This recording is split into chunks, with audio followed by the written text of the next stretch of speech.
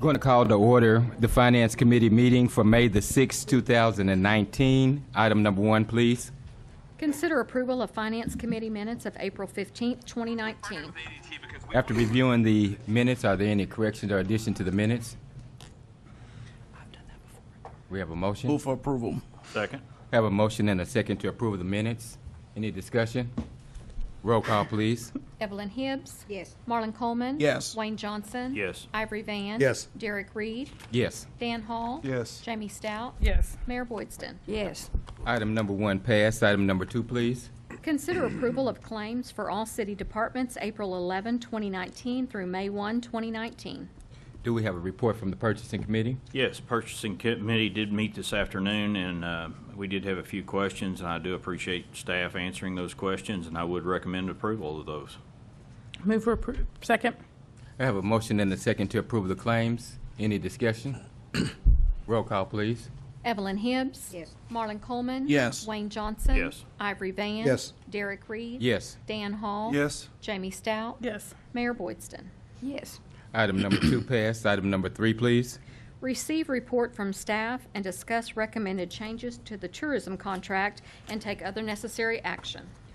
All right, we do have 3 persons that have signed up to speak on this item.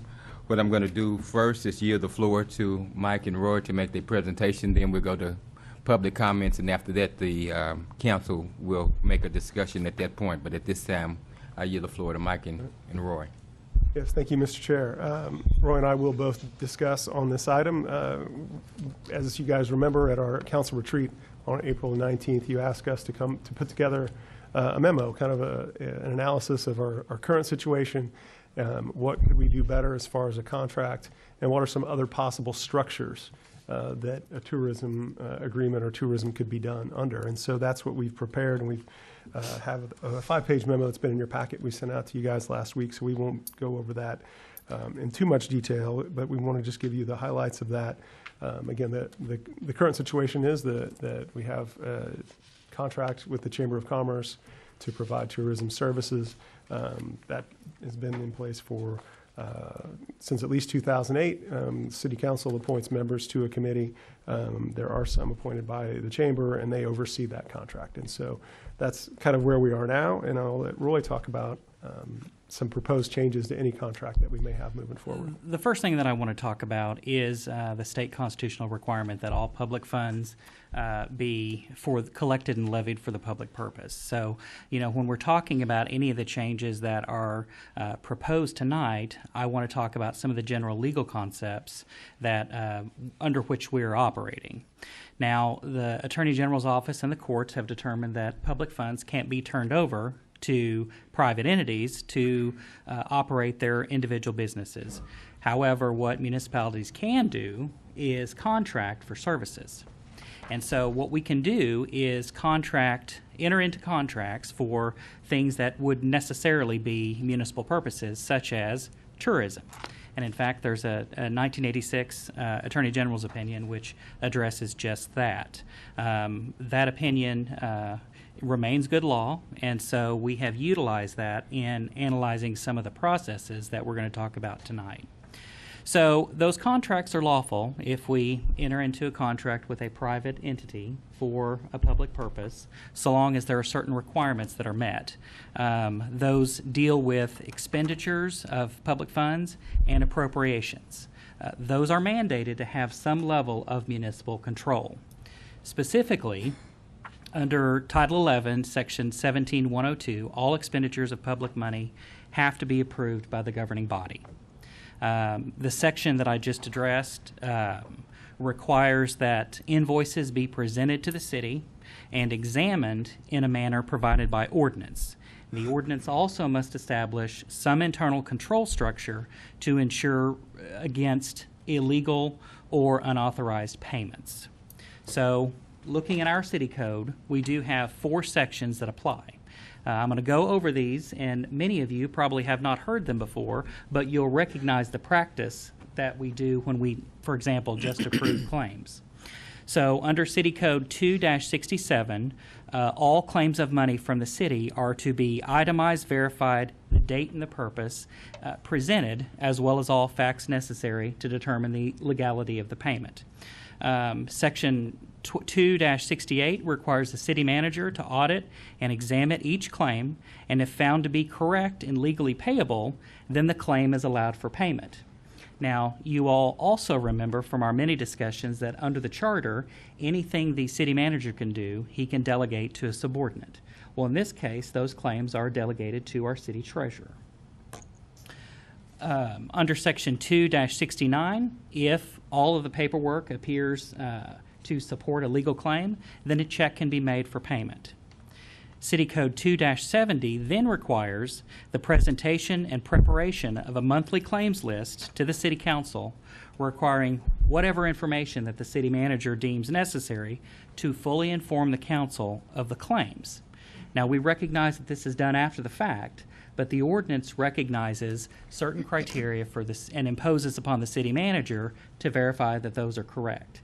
So, we have a purchasing committee, and within that purchasing committee, all claims for the prior month are reviewed, and the council are permitted to ask any questions, and the treasurer is there to answer as to what those are and whether there's any backup documentation that's requested, what it's for. So, other than requiring expenditures of public monies be approved by the public body, additionally, there is a requirement that the budget be adopted in accordance with the Municipal Budget Act. And so, of course, that involves annual appropriation of funding. We're talking about expenditures, and then we're also talking about appropriations. And finally, purchase orders must be completed before any expenditure of public funds. So all these rules are what apply to cities, but they also apply to contractors who are engaging in an activity that we contract with for a municipal purpose, such as tourism. So under these financial guidelines, which we're working, we've made some suggested modifications. And so those we have set forth in the memo that was presented out to you all. One thing I do want to correct in Section 3 of the memo related to the Tourism Committee, I did indicate that the President and Tourism Director are members of the committee. That is incorrect. The Chamber Chairman is a member, and the Chamber appoints a board member, and the chairman also appoints the committee chair. So no staff is involved in that. It is only members of the board. But the analysis that I have articulated in the memo, where there is a perceived issue of conflict of interest, is still the same. Effectively, you have claims being presented to a body approved by the body who's receiving the benefit of that. And so, as part of the recommendation, we're suggesting that we modify that committee to take out any of those perceptions.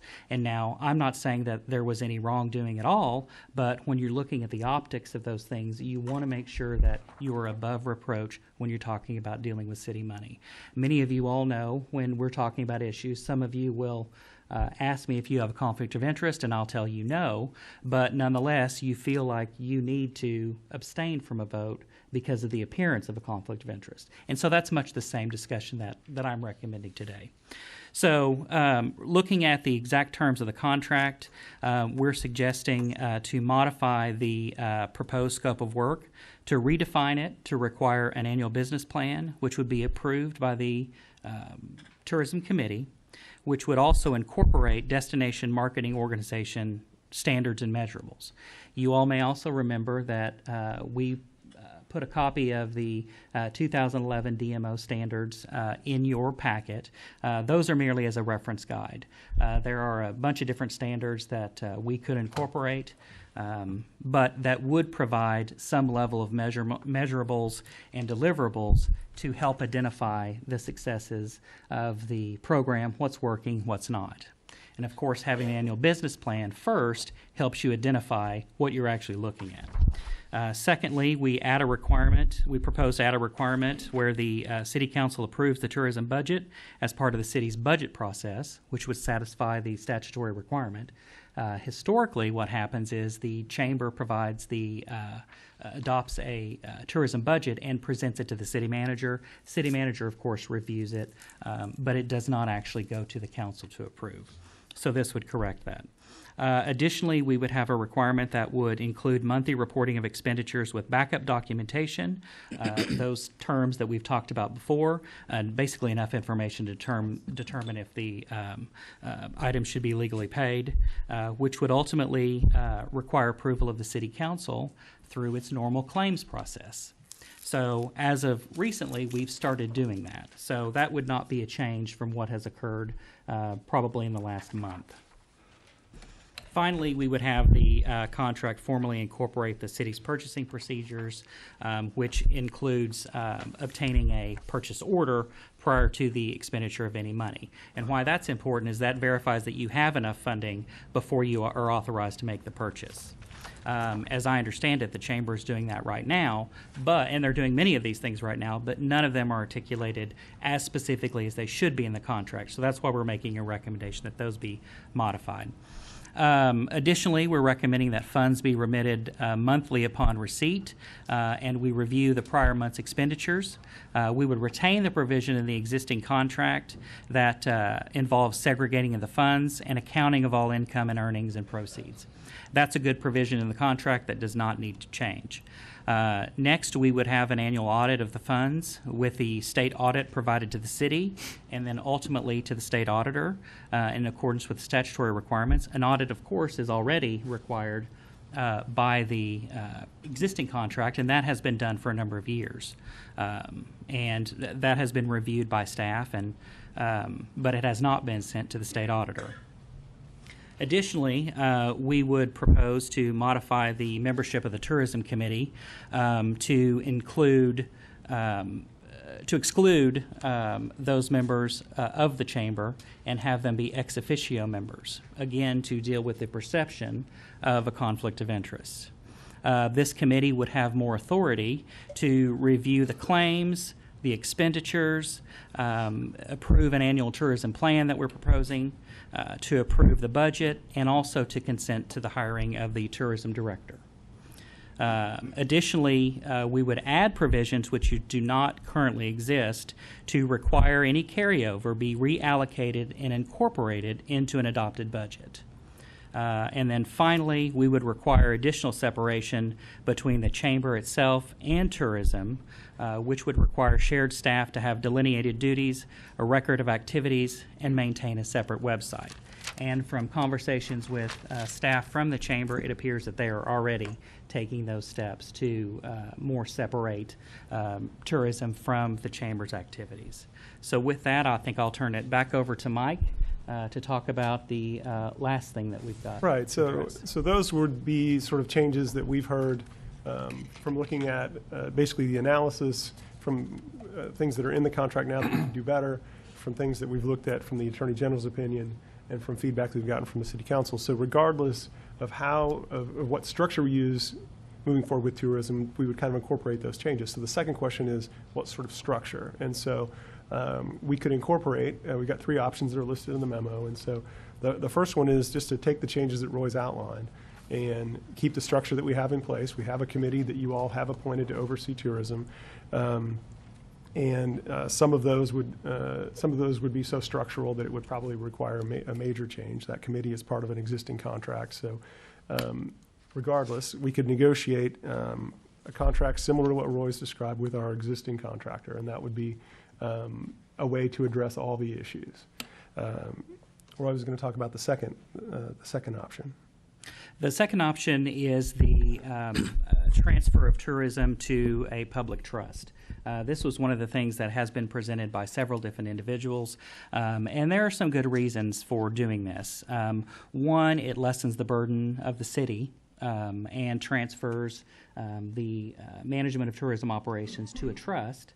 And in this one, we're looking at the Muskogee Redevelopment Authority, which you all sit as trustees as well. The Muskogee Redevelopment Authority has specifically in its trust indenture the ability to do tourist activities.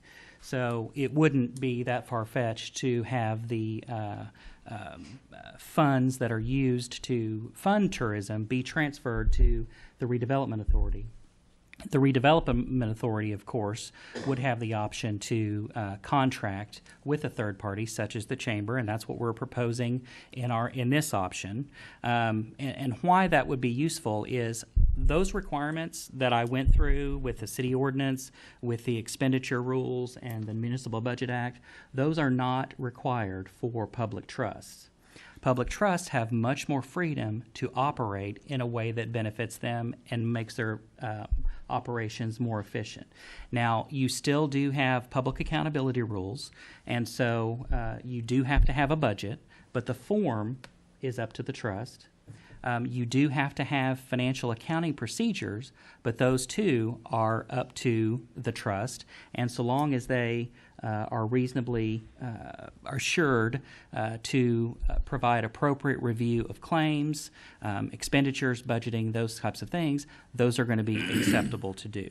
Many of you probably are also members. We've got, I think, 4 or more public trust where the city council are also members. What you'll notice is we do a lot of things the same way as the city does, and that's just mainly for convenience. It's not because we're obligated to do it, but because what we're doing with the city works, and so if it does, why not utilize that with our trust options? And that's what's worked for us. But with our other trusts, like the Martin Luther King Center Martin Luther King Center Trust and the Roxy Community Trust, they don't have the same requirements and are operating slightly differently. And so that's fine, as long as there are some rules for accountability. And so, additionally, the thing that is required is an independent audit, which all of our trusts do, and that is statutorily required to be sent to the state auditor's office. And so that's the trust oversight option. And so what that we propose would look like is that you all would direct those funds be sent from the city budget to the MRA budget, which is the Muskogee Redevelopment Authority, authorizing the Muskogee Redevelopment Authority to manage tourism activities. It's specified in the trust indenture, but it also helps to just make it clear for purposes of the minutes. And then also establish a board which could effectively be the same board as the tourism committee, yet since it's operating under the guise of a public trust, it can have much more authority to approve claims, to approve expenditures and those type of things, where they would not have to go then to the governing body or the trustees. Instead, you would receive a monthly report on the activities of that board. And so that would do effectively what the Tourism Committee does, except giving it more authority to do things. It would allow the members to feel like they have a significant say-so in how tourism actually runs. That board would actually manage the contract. And we're proposing that that be with the Chamber of Commerce. Now, the contractual provisions that I've gone through, many of those are strictly related to a contract with the city, but nonetheless, we would want to incorporate obvious financial accountability requirements in there. They may look a little bit different, but the concepts will still be there.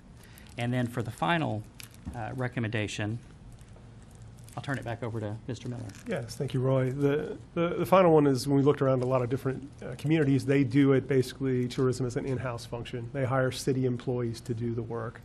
And so if there's going to be a change beyond A or B, this would be the third option. It's not necessarily one that we put at the top of the list, but it's how other cities do it, and it gives us, again, the level of control that and accountability that is required and that you guys have expressed interest in. So those are the three options. We've talked about the ways to tighten up a contract and to have accountability. And that's our presentation. One thing I do want to add, Mr. Miller, is the concepts that I've talked about and that are incorporated in the memo are just that. They're concepts. The exact wording of a contract would have to be negotiated with our third-party contractor, in this case, the chamber. And so what we're asking for in making this presentation is further direction from you all. Mm-hmm. We want to know if you want to change the organizational structure, and if you do, how you want that to look. And second, if you want us to take as our negotiating strategy with the chamber these concepts, that's what we want to know as well. So just wanted to make that clarification. All right.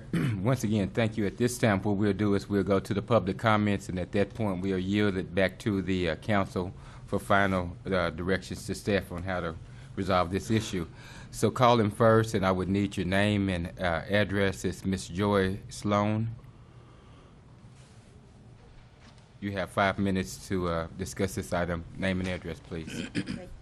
My name is Joy Sloan. My address is 1610 East Broadway Street in Muskogee, Oklahoma, 74403. And I am the current chair of the chamber, and I'm here representing the chamber board and the chamber staff and our 500-plus members of our chamber. And, you know, we just come here today to say thank you. We have had this contract for a while, and no doubt, based upon the parameters of that contract, it has been very successful. And like Mr. Tucker said, we are already doing almost all of the things that you guys are going to be asking for, and we're happy to. I mean, we want you guys to come and ask for anything. The chamber staff and I will be more than happy to sit down and discuss any facts that you all want to know. Discuss any records. The records are open. We would encourage you all to ask us questions and not base decisions upon hearsay and hopefully base decisions upon fact. Tourism has been very successful in Muskogee, as you all well know, and you know, I say clearly based upon the highest tourism person in our land right now, which is our Secretary Pinnell, who says that they're using our community tourism as a model program for the state, and you just can't buy marketing like that. And I think that that's important to all take into account, that we not only have a community that supports the way the tourism is, but we also have a state that is also supporting and using our model of practice. Just on a personal note, I would say when I go to other places and I travel, and I do that, and I may be a nerd, but I go to the chamber website. I always go to chambers, and I call chambers and say, what's going on in your community? And, you know, our chamber staff is very available to do that. And that's where people know about tourism and their state, is through their chamber. So we just thank you for your time, and hopefully that you guys would continue with the measures that have been in place and under the parameters. And if there's new goals and measures, we want to have goals. I live in a world that has goals and is outcome measured. And so that is a concept that we absolutely support, and we hope to do. We hope to do with you all. And I'll yield the rest of my time. Thanks. Thank you. Mr. Rob Rosh.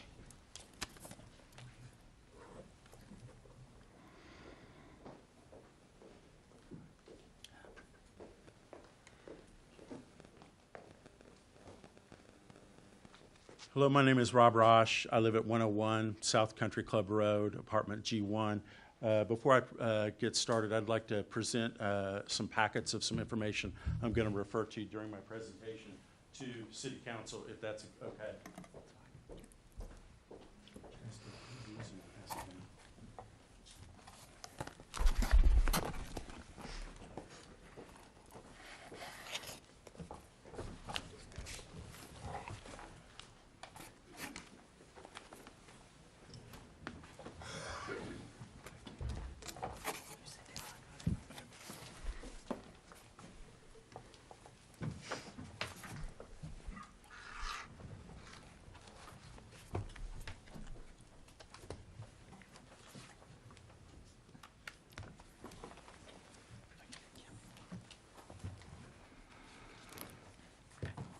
Okay, I think everybody has a packet, so let me go ahead and get started. We're at a crossroads, guys. We've got the CIP coming up, and honestly, this is going to be a test for our city council as to how we are going to manage our taxpayer dollars going forward.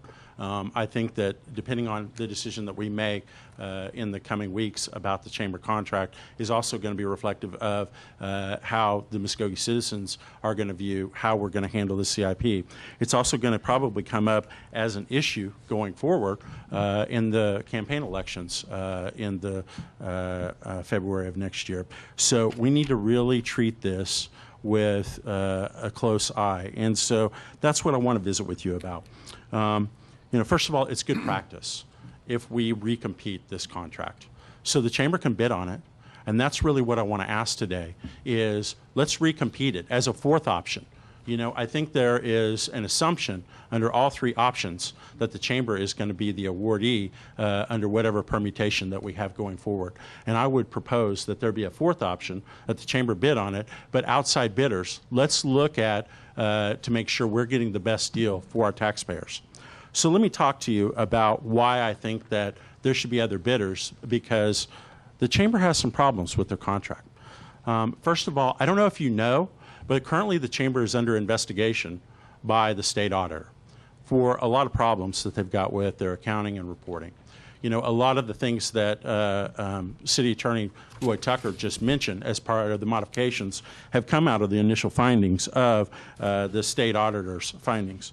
But in the first section of the packet that I gave you, let me read this so the rest of the audience can hear this. So this is some of the information that came out of the auditor report from the state auditor. During its tenure, the Tourism Committee approved all expenditures by the Muskogee Chamber of Commerce on behalf of the contract to use hotel sales tax revenue to promote tourism in the city. Ms. Hewitt, and that's Kathy Hewitt, who's their auditor, notes that after reviewing this inquiry with the City of Muskogee, an accounting of all future will be provided, of all future receipts, I guess, will be provided monthly to the City of Muskogee for approval to the City Council. So that's one of the recommendations that Mr. Tucker talked about that came out of the auditor's findings. Secondly, it says Ms. Hewitt noted that since the chamber is in effect expending public funds, the city does not include the expenditure of these funds in its annual financial statement audit. Despite providing a copy of the audit to the city, the firm is likely obligated under this section of the code, which requires the annual financial audit report to be filed with our office. She states, in the future, the tourism audit will be filed with the office annually. Again, those are more findings that we found that have not been happening up to this point. But here's the most telling thing, and this is the response that the chamber sent regarding the rollover funds. So again, Mr. Tucker talked about in the next permutation that we would account for these rollover funds, but currently there is no accounting for any of the rollover funds to date. So in all the years that we've been doing, having the chamber administer our hotel motel tax dollars, we've never received any rollover funds. In fact, they talk about it, that there's a handshake agreement, which sounds kind of shady.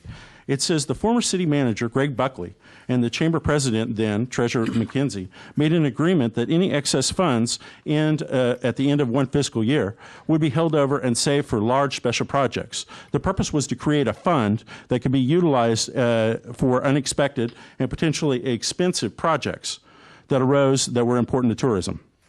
All excess funds in the tourism bank account that are not encumbered or budgeted through June 30th are considered accessible for large special projects. Here's the problem. We don't have that account. Right now, that account does not exist for rollover funds. So we are talking in aggregate over the last several years, practically a decade, there could be up to millions of dollars in missing money, missing public money that is not accounted for. Now, I think that they may do that going forward based on what Mr. Tucker said, but what about all the stuff retroactively that's missing? This is the reason why I think we need to recompete this contract. So, kind of going forward, let me talk to you about some of the things that are in your packet. The first section, this first stapled section, indicates several instances where tourism money has been used for lobbying, legislative lobbying. So that's one thing. Next section of the packet talks about mileage. It's crazy, some of the nickel and diming that's going on.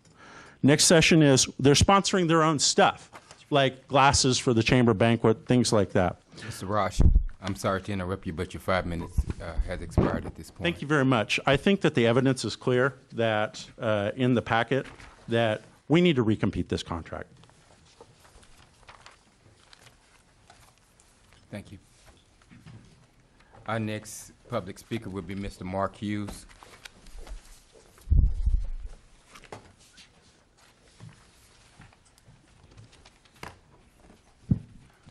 Mark Hughes, 907 Nelson Drive, Muskogee, 74401.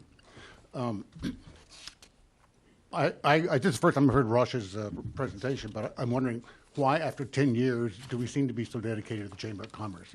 Why do we have to use local people all the time to be the tourism department? In fact, my recommendation was that the city council do what they're doing and taking charge, but find somebody outside of Muskogee, somebody outside of Oklahoma, somebody in a regional or nationwide search for somebody who has the esteemed qualifications to do this. Someone who's won regional award or national award for running a tourism department, pay them the money they need to get here, give them the authority to hire or fire the people they need.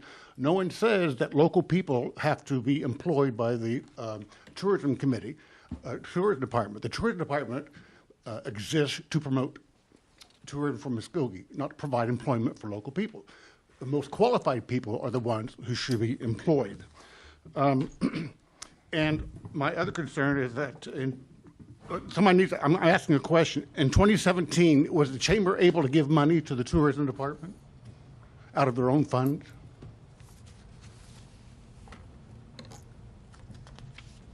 Nobody knows? Okay. Well, I had asked for I saw all the finances for 2017 for the tourism department and found out that the Chamber of Commerce was providing $1,900 and something cents every month paid out to the tourism department. At the end of the month, the tourism department would pay the chamber back the same amount of money, except for December. It didn't happen on December 2017. My concern is why was it necessary for the chamber to do that? What was that money used for? And of course, it opens up the chamber then to Open Records Act information, because now they're switching over, now they're handling public funding, public money. So they're open to Open Records Act requests. But again, my point was pay the person that you hire the money they need so they can hire and fire the people in the tourism department so we can get the best people there are. Let's see, and by the way, in the past, the tourism department has allowed tourism employees on tourism business to purchase up to 2 alcoholic drinks per trip or whatever. 2 alcoholic drinks at the expense of taxpayers' money. And I spent 20 years in the Marine Corps, then 12 years at the federal government, and taxpayers' money on a government credit card was not used for alcohol beverages. Why this was allowed in the tourism department, I have no idea.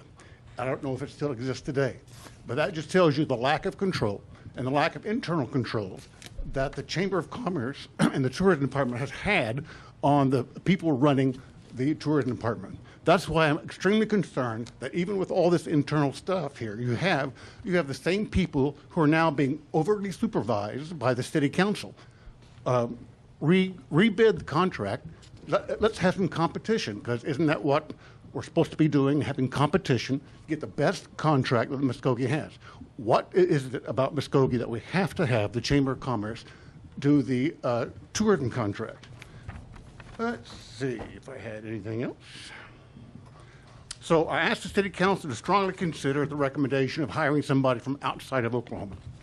And this recommendation, and to give Muskogee tourism a fresh start with seasoned professionals who can provide a new look at the immense opportunities Muskogee offers to tourists across the country, and implement a strategic tourism plan that will bring much needed and deserved dollars to the city of Muskogee. Thank you. Thank you. That's all our public speakers, and so now the floor is yielded back to council for any discussion at this point. Mr. Chairman, I have a recommendation. I'm going to read it twice. Then I'm going to give a footnote, and it'll be considered a motion if it's seconded, that we could discuss further. Let me say before I read it, this does not mean to my colleagues that this is the end all to the conversation if they have something else that they'd like to offer. Regarding this item on the agenda, I would move approval to direct the city manager to reallocate tourism funds from the city to the Muskogee Redevelopment Authority, authorizing and directing the authority to engage in the management of the city's tourism contract as follows. 1, by entering into negotiations with the Chamber of Commerce for a modified contract for services using concepts as discussed and presented by Mr. Tucker. 2, the appointment of a tourism board to manage the contract, focus on ensuring measurables, deliverables, financial accountability, and most importantly, developing a financial plan to grow targeted existing entities and attract others as part of a destination marketing plan. Let me say in that motion That does not mean that the existing tourism committee would automatically become the tourism board. That would be for the council to decide at a later date. Nor does it mean that once the board is appointed, that we would maintain the contract with the chamber. That's something that also will be discussed at a later date. But I think what this motion does is that it sets the trajectory so that we are in a position as legislators to be more accountable for the expenditure of funds, and to also make sure that those who have those funds are doing what we request in the best interest of the public. And so let me read it again for the final time. Move approval to direct the city manager to reallocate tourism funds from the city of Muskogee to the Muskogee Redevelopment Authority, authorizing and directing the authority to engage in the management of the city's tourism activities as follows. 1, by entering into negotiations with the Chamber of Commerce for a modified contract for services using the concepts discussed by Mr. Tucker. And 2, the appointment of a tourism board to manage the contract, focus, ensure measurables, deliverables, and financial accountability. Most importantly, developing a financial plan to grow targeted existing entities and attract others as part of a destination marketing plan. And that would be my motion. Second. Okay, we have a motion and a second on this agenda recommendation. Do you have any further discussion? I have a question. When you talk about the tourism board as it sits right now, and you're saying that they wouldn't necessarily be part of the new existing board that you're proposing at this time, right? Right.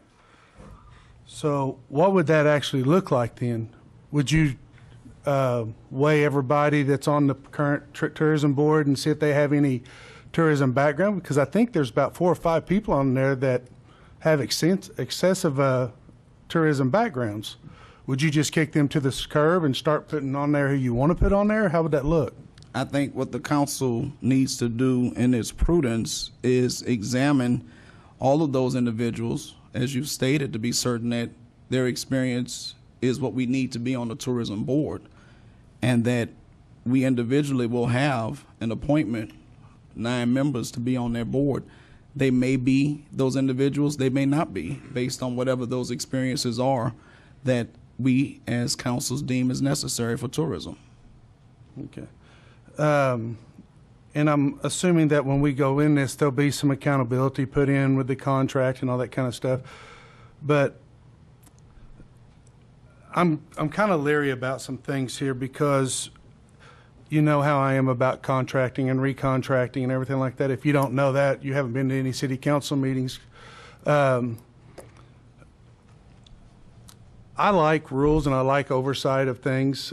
I just have a problem when we start trying to redevelop a wheel and start putting, I would like to see a bigger picture and actually the plan from A to Z of what this is going to look like before I vote on anything like this.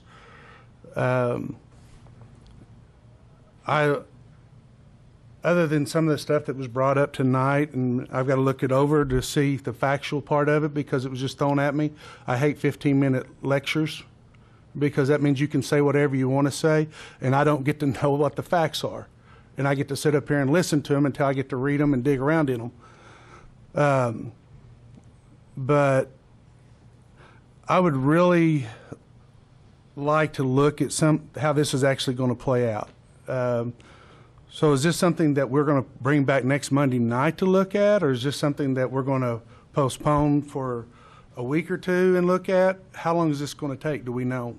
My understanding is that even if this passes tonight, staff will still need to be able to come back to us at some point and present to us what it would actually look like before we give it final approval. Now, I don't know how long that's going to take Mr. Tucker and his staff to be certain that we have it in front of us. So I want to clarify one thing.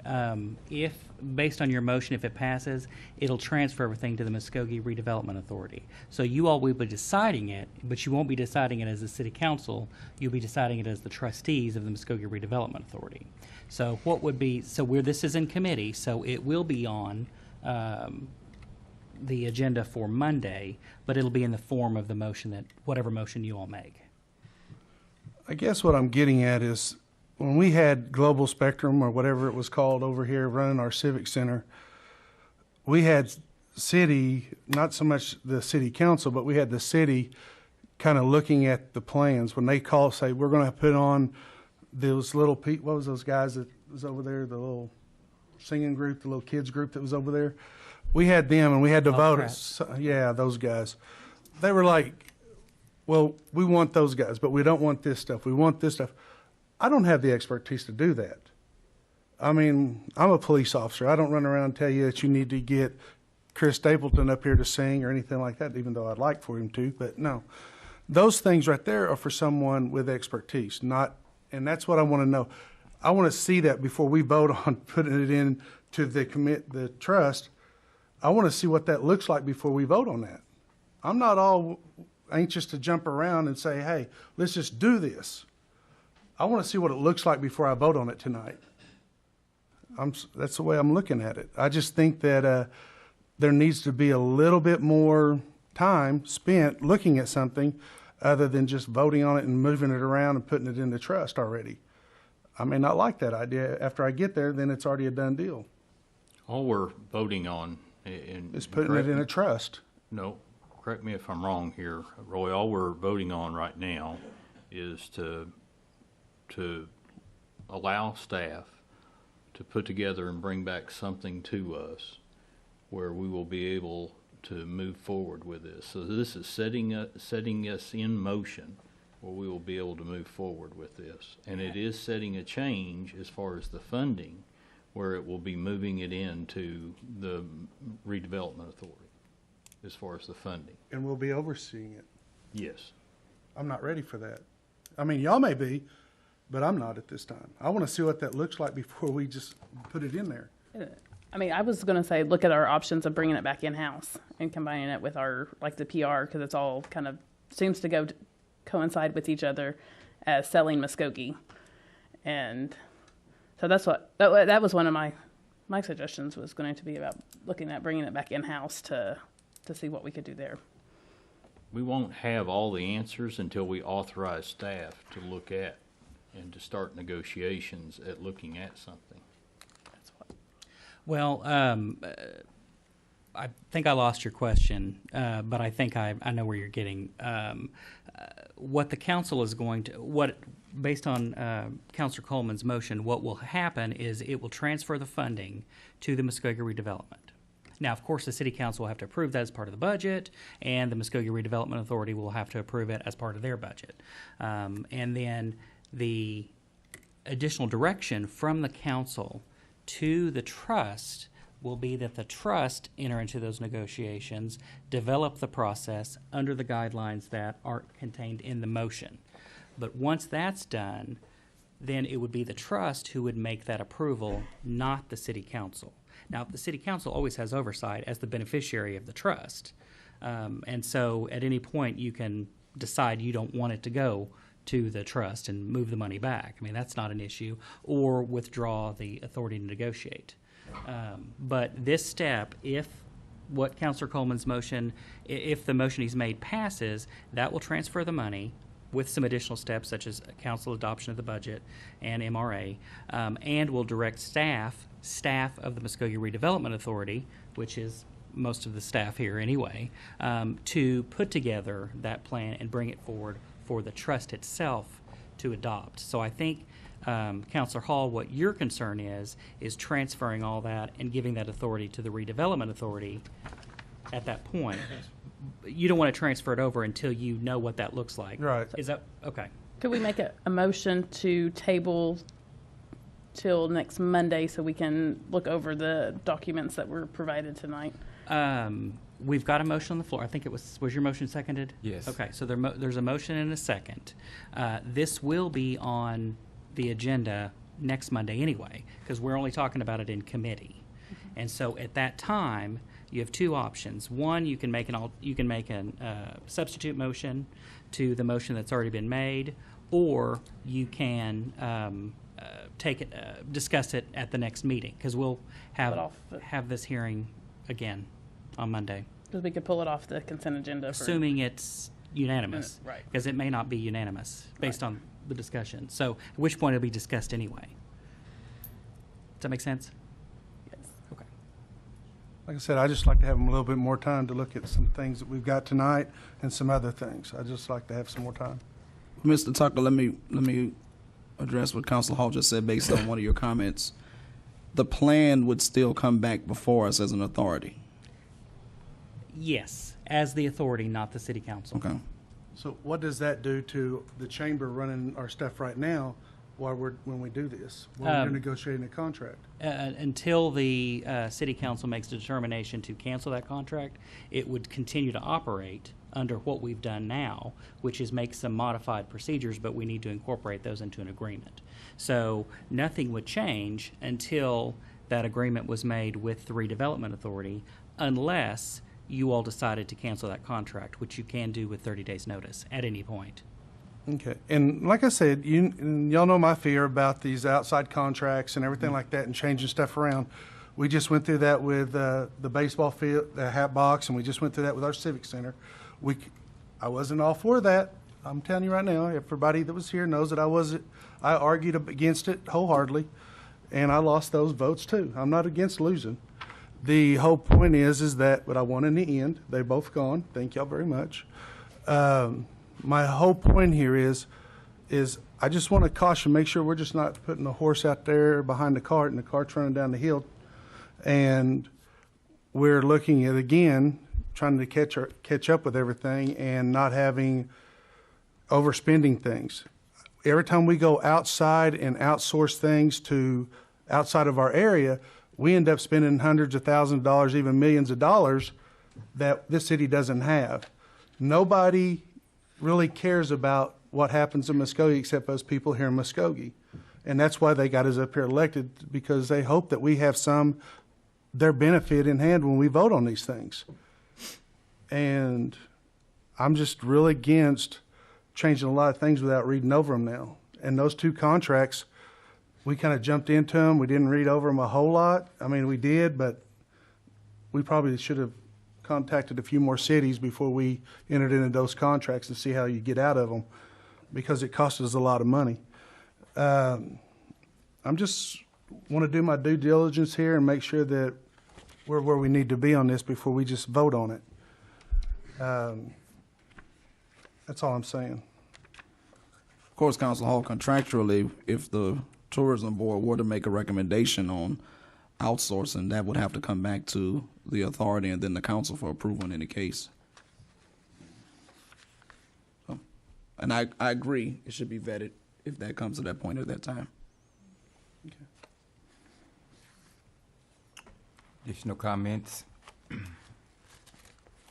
I'm going to have to state for the record also that I'm really not prepared to vote on this item. I'm not a confident yes, so my no vote would not be against your motion. I'm just not Certainly clear at this point.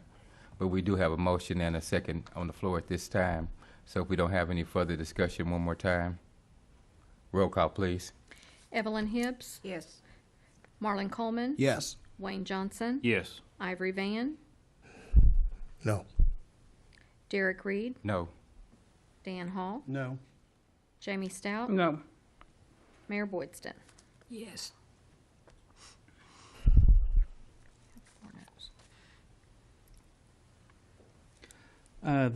Mayor, the motion did not pass because we're one off. We've got four and four. Okay. So now what? we can make another motion, or the item will move forward looking exactly like this for City Council on Monday. I'm good with that. That way we can read over everything and look at what we need to look at. Do we have another motion at this time? If not, once again, the item as presented will be brought back up on the regular City Council agenda on Monday. With no motion in place, I guess that's our direction, and we'll move on to item number 4 at this point. Discuss the 2019 CIP proposed projects and activities related to the May 14 special election and take other necessary action. Mr. Miller? Yes, thank you, Mr. Chairman. I'll go quickly, but this is a reminder. We have a very important day coming up, a week from tomorrow. We have a municipal election. We have only one item on the ballot. It's our capital improvement project plan. So I want to run through those really quick. As a reminder, Number one, to the people in attendance, certainly the people at home, and to us as well, that as we get to this week, we need to make sure that people know that there's an election on a week from tomorrow, on Tuesday, and that Tuesday, May 14th, and that this is what it's about. We have a half-cent tax, and that's what it looks like in decimals. It's a very, very small amount, but expires at the end of September. Important to know what we use that project, those monies for the current tax. So the vast majority of it went to sewer upgrades, and we talk about where the money's going this time. People need to understand we haven't been spending it on streets, but we do propose to do that.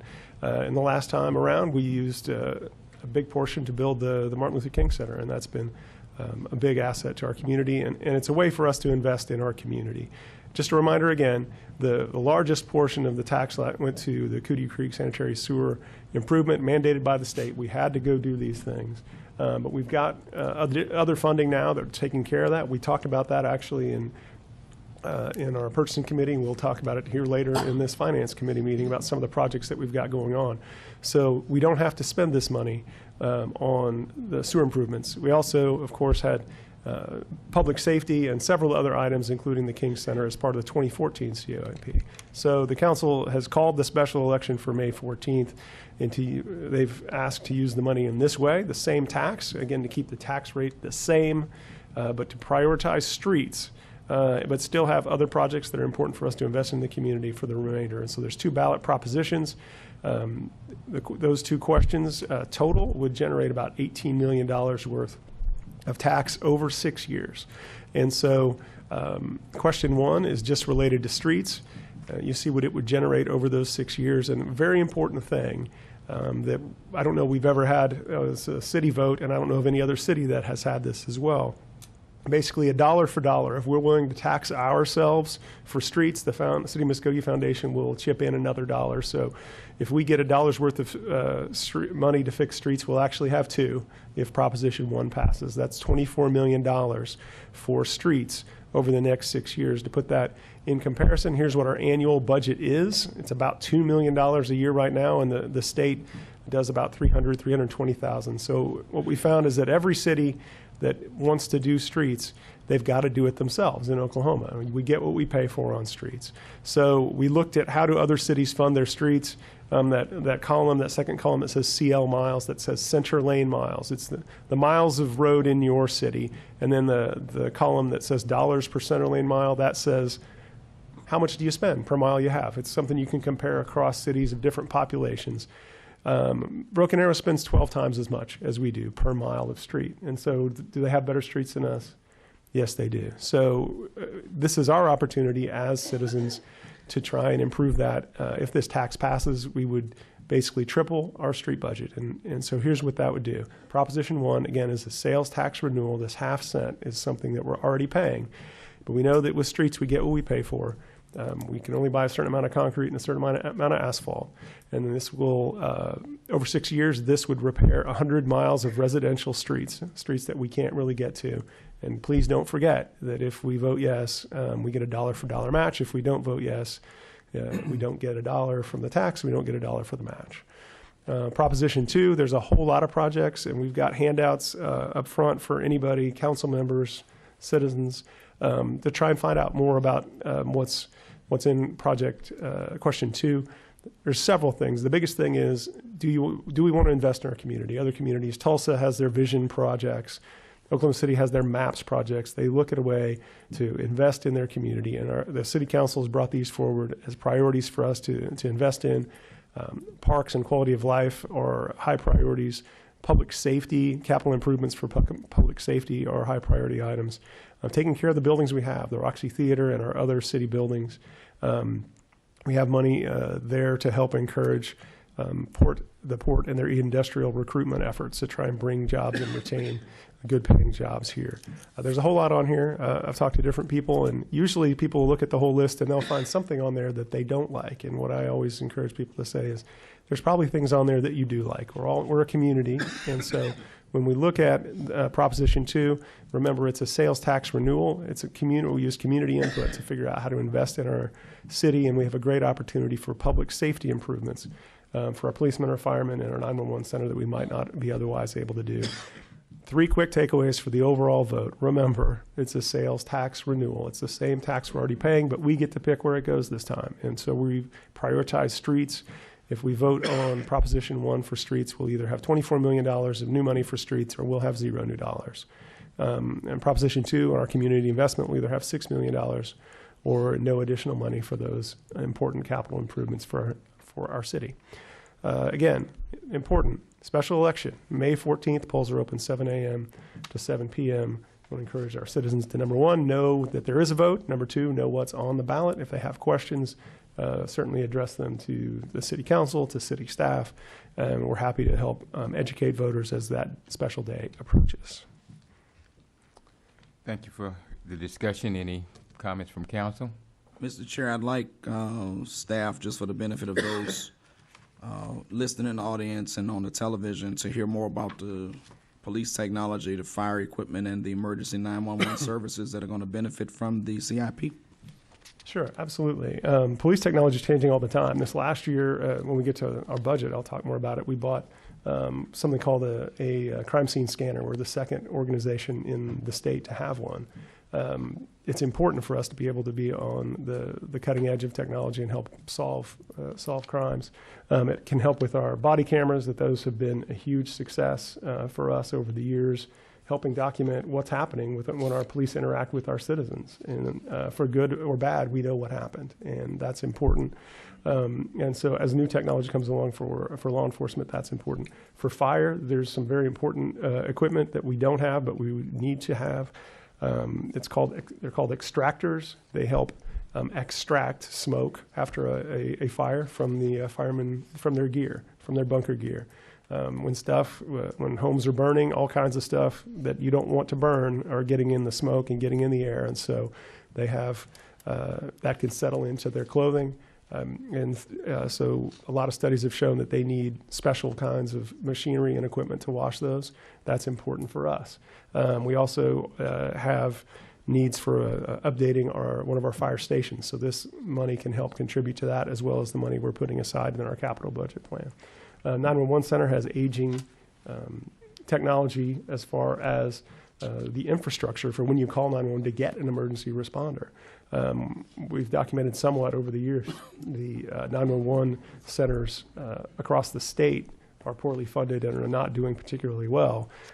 This would enable us to make sure that we have equipment for our police and our fire that will help us respond appropriately. So those are important issues, I think, on Proposition 2. If I'm not mistaken, we'll be able to vote absentee Friday of this week. Yes, early voting is starting, I believe. I can't remember if they start Thursday, but I know Friday and Saturday. Thursday, Friday, and Saturday. Yeah. Yes, thank you. Yeah, so there is early voting as well at the county courthouse. And again, the streets, because that's all we ever hear about is how bad our streets are. This is giving the city an opportunity to have better streets, and it's up to you. I mean, it's up to our citizens of this community to get out and vote yes, or you can vote whatever. I'm going to tell you vote yes, because you talk about our streets being undrivable and unsafe. Well, here you go. This is your opportunity to fix all of our streets, or the majority of them, to get them where they're better. And if they don't vote yes, it's you voted no against your streets, and you voted no against moving Muskogee forward. You want a better, cleaner town? Vote yes. You want a nicer town? Vote yes. If you want to stay where we're at, vote no. I mean, that's all it is. I sound like someone's not going to be here long, don't I? But all seriousness, I mean, we have to rely on our citizens to vote yes on this to move this city forward. This city council over the last 7 years have done a lot of things to move Muskogee forward. Some of them weren't fun, like raising your water rates. That's probably something I shouldn't say right now, but raising your water rates, getting about the trash service, offering you better services, adjusting the pay and the billing so it actually balances something now that we didn't have before now. Now we're coming to you as a city council and as a city to vote yes on this to get what we want for our city. It's up to you now. It's up to our city to vote yes. And this will also include the neighborhood streets, not just our main streets. So it'll be more focused on neighborhoods and along with the main streets as well. So the neighborhood streets that we get the complaints about daily, those will start getting resolved. One other thing you might be interested to know, the election is on my birthday. I would appreciate it very much if you all would get out and vote yes. Hey, happy birthday, Janie. That's right. You want me to sing to you? All right, Now. we'll move forward. Any further discussion, no action on that, Roy? Yeah, No ma'am. action's needed. Any other discussion? Yeah, Mr. Chairman, may I be recognized? Yes, sir. I agree with you, Councilman Hall, and everyone up here. That's one thing we definitely do need is our streets fixed. And you know, as councilmen, when we get out and be elected, we going from door to door, wanting that vote. And we wanting that vote and spending our money and don't get paid a dime up here. But if we go to door now, we gonna get paid. Because by getting paid is looking at our streets and other things that's on that proposition too. So I'm really begging the citizens, please vote for these two propositions. I started out today putting signs in Ward 3, even put signs in some in Ward 4. We welcome you there, Councilor Bain. You didn't come to 2? I didn't. What's up with that? I ran out of time, but You got all the time. You take my parts, but you won't put signs. Okay. I'm just And I'll saying. pick up his slack. I'll be over there this week. But if we all work together up here, hey, we can get this done. So let's just work together and get this done. I'll turn the floor back over to you, Mr. Chairman. Thank you. For those who may need additional information, there are items on the table that you can take on your way out. Item number 5, please. Consider approval to authorize the city manager to negotiate and execute a contract with the low bidder, Scissortail Construction, for an amount not to exceed $133,446 for construction of the bell tower at Green Hill Cemetery, or take other necessary action. Mr. Garvin. Mr. Chairman, members of the committee, we received 2 bids for the construction of the bell tower at the Green Hill Cemetery. Scissortail Construction was low bid. Their base bid was $133,446. As part of that process, we included 5 deduct alternates that we are considering in the final contract. A lot of that will depend on the city's capability and time to do those as part of this project. So we are recommending approval to allow the city manager to negotiate and execute a contract with Scissortail Construction not to exceed the base bid amount of $133,446. Also, purchasing committee met earlier today and recommended approval. Glad to answer any questions. Second. I have a motion and a second to approve this item. Any discussion? Roll call, please. Evelyn Hibbs. Yes. Marlon Coleman. Yes. Wayne Johnson. Yes. Ivory Van. Yes. Derek Reed. Yes. Dan Hall. Yes. Jamie Stout. Yes. Mayor Boydston. Yes. Item number 5 passed. Item number 6, please. Consider approval to award a contract to the lowest and best bid, Cooks Consulting LLC, for the wastewater improvements Northeast Collection System in the amount of $5,142,507, or take other necessary action. Mr. Kingston. Yes, this is one of our many new sewer projects coming up. Mr. Miller mentioned we had a new funding source. We have a Oklahoma Water Resources Board loan that's covering a lot of this stuff. But it's a project to consolidate 3 antiquated lift stations into one. And Mr. Updike, our engineer, is here if anybody has any questions. We have any questions for Mr. Updike? We have a motion. I move for approval. Second. We have a motion and a second to approve this item. Any discussion? I'm just really pleased to see 6 bidders on this and the bid's so tight. This is just a great project. Thank you for your help. All right, roll call, please. Evelyn Hibbs. Yes. Marlon Coleman. Yes. Wayne Johnson. Yes. Ivory Van. Yes. Derek Reed. Yes. Dan Hall. Yes. Jamie Stout. Yes. Mayor Boydston. Yes. Item number 6 passed. Item number 7, please. Consider approval of resolution numbers 2756, 2757, and 2758, declaring 3 parcels of property more particularly described in the resolutions as surplus to the needs of the city, and authorize the conveyance of said properties or take other necessary action. Mr. Garvin. Mr. Chair, members of the committee, we are requesting approval to declare 3 parcels of property as surplus and authorize the conveyance of the properties. Parcel 1 is located at 3604 Court Street. Even though it consists of over 8,000 square feet, it's not considered a buildable lot because there is a large pond on the property, which makes it unbuildable. The abutting property owner, Mr. Rager, has requested the property in the amount of $363. Parcel 2 is located at 1021 North 10th Street. This is a buildable lot. This property was posted 10 days according to the resolution. We only received 1 bid. The bid was from Ms. Johnson. She plans on building a new single-family dwelling on the property, and her bid was $363. Parcel 3 is located at 529 North 18th Street, also a buildable lot, also posted for the 10 days. We did receive 2 bids on this property. The high bid was from Neighborhood Housing Services of Oklahoma in the amount of $1,001. They plan on building a single-family dwelling on the property. Staff has reviewed the 3 parcels, and we are recommending approval of the resolution. Move for Any approval. questions? Second. Have a motion and a second to approve this item. Any discussion? We got any fish in that pond? I don't know. Roll call, please. Evelyn Hibbs. Yes. Marlon Coleman. Yes. Wayne Johnson. Yes. Ivory Van. Yes. Derek Reed. Yes. Dan Hall. Yes. Jamie Stout. Yes. Mayor Boydston. Yes. Item number 7 passed. Item number 8, please.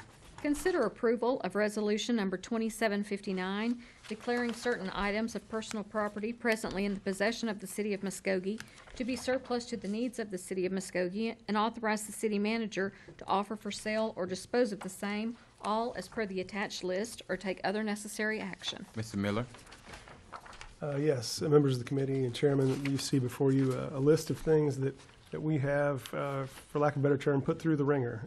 We've got some things that we don't use anymore and probably don't have a lot of good life left in them, but we do think as good stewards of city equipment and property, we want to make sure we surplus them and find them a good home.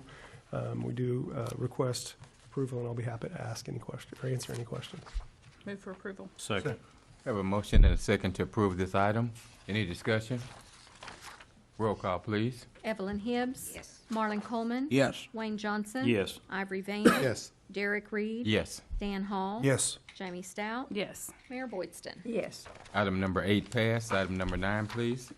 Consider approval of final payment for the terminal apron hardstand project to Roscon LLC in the amount of $3,876.60, or take other necessary action. Mr. Garvin? Mr. Chair, members of the committee, Ross Construction has completed this project. Airport staff has inspected it. The project engineers have inspected it. The airport board recommended approval at their last meeting, and it is for final payment in the amount of $3,876.60. The total project cost was $79,500. 90% of it's being paid for with grant funds. So I recommend approval of the final payment. Move for approval. Second. Have a motion and a second to approve this agenda item. Any discussion? Just one little thing here. Have y'all seen our airport? It's looking good. Yes, it is. And matter of fact, I texted Drew earlier today, and I looked at the airport that won the Airport of the Year for Oklahoma. Congratulations to them. It's up in Grand, but I would really like for our airport to win one of those awards, and I think we can. Our airport already looks better than theirs. I don't know how come we haven't got one, but I think it's politics. But Drew's doing a real good job out there, and so is everybody that works out there. And the projects that are going on out there is making our airport better, and maybe someday we'll get a business that'll move out there, moving business, freight company or something that wants to work out of there. I'm done. Sorry. Roll call. Evelyn Hibbs. Yes. Marlon Coleman. Yes. Wayne Johnson. Yes. Ivory Van. Yes. Derek Reed. Yes. Dan Hall. Yes. Jamie Stout. Yes. Mayor Boydston. Yes. Item number 9 passed, and with that passed, and that is the final item on our Finance Committee meeting.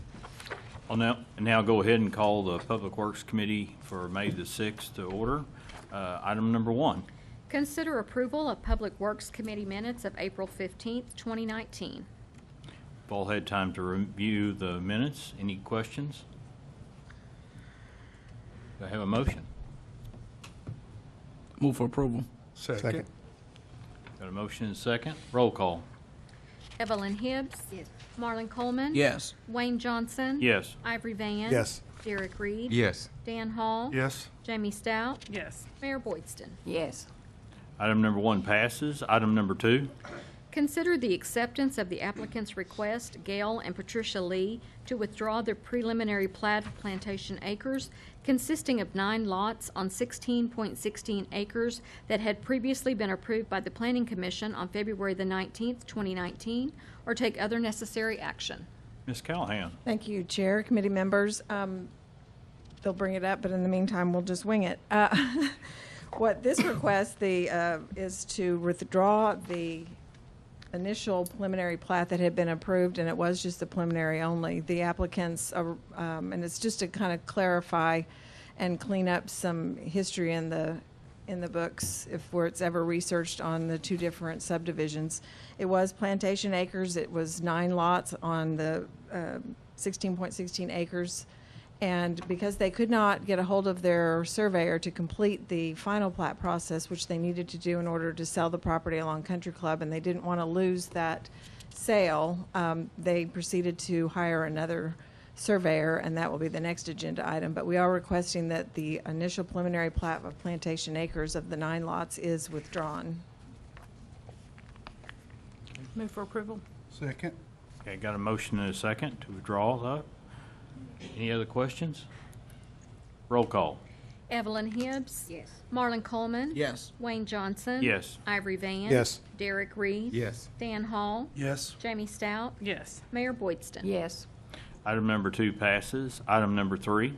Consider approval of the preliminary and final plat of Plantation Acres consisting of 3 lots on 4.55 acres located along South Country Club, north of East Hancock Road, or take other necessary action. Ms. Callahan. Thank you, Chair. Committees. Thank you, Gary. Our computer guru guy, right? He gets it done. This is a request from the same applicants, Gail and Patricia Lee, and they are requesting to plat the Plantation Acres now with 3 lots on the 4.55 acres. It is located on Country Club on the east side, and it's on north of Hancock. There is the preliminary and final plat showing the 3 lots. The 3 lots are currently zoned agriculture. They will need to change those to the R1 residential single-family zoning classification when they proceed to develop it. There will need to be private sewer systems. They do meet the requirement that they're not within the required footage to connect to the city sewer. There is, though, a 12-inch water line along Country Club and 2 fire hydrants that meet our requirements. So staff, subdivision review, and planning commission have recommended approval. Is there any questions? Any questions from staff? Move for approval. Second. Got a motion and a second. Roll call. Evelyn Hibbs. Yes.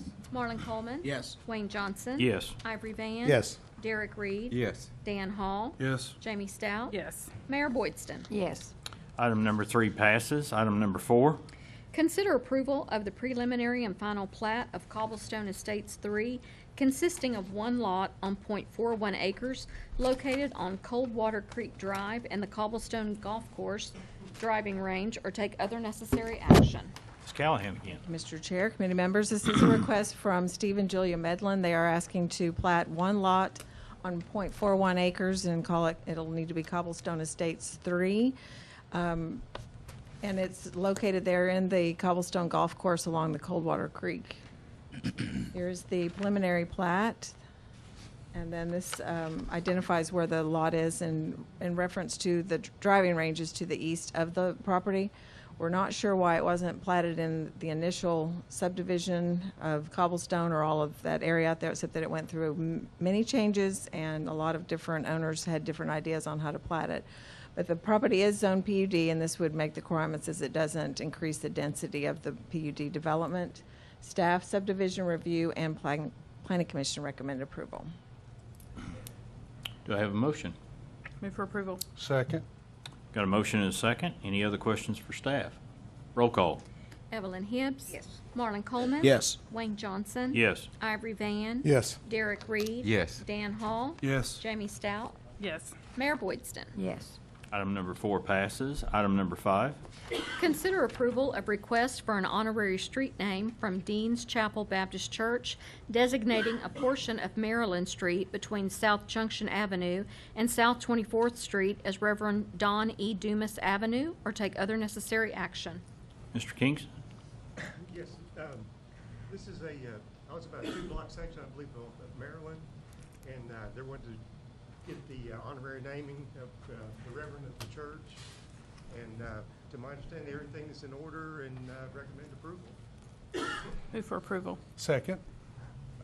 Thank you guys for that. This is an item that I did submit and just wanted to give clarification for those who may not know of the Dean's Chapel area, the Dean's Addition area, as well as the gentleman who's been suggested that we make the honorary name change for on the south side of the city, in the deep south, I would call it, at the fork of the road on the corner of Maryland Street and Junction Street sits a church called the Dean's Chapel Baptist Church. For over 37 years, this is a small church, but they have accomplished great things in our community. They do great works on the south side of the city and throughout the state and the nation. And this church is led by the Reverend Don Dumas, who have led them for over 37 years. So they contacted me on the week of his 37th anniversary and asked that we would take time out to acknowledge this great leader. And so with that, we are requesting that an honorary street name change be submitted for Maryland Street and on 24th Street in honor of the Reverend Don E. Dumas. Appreciate you, Councilor Reed, helping them with this process. Always great recognizing impacts into our community.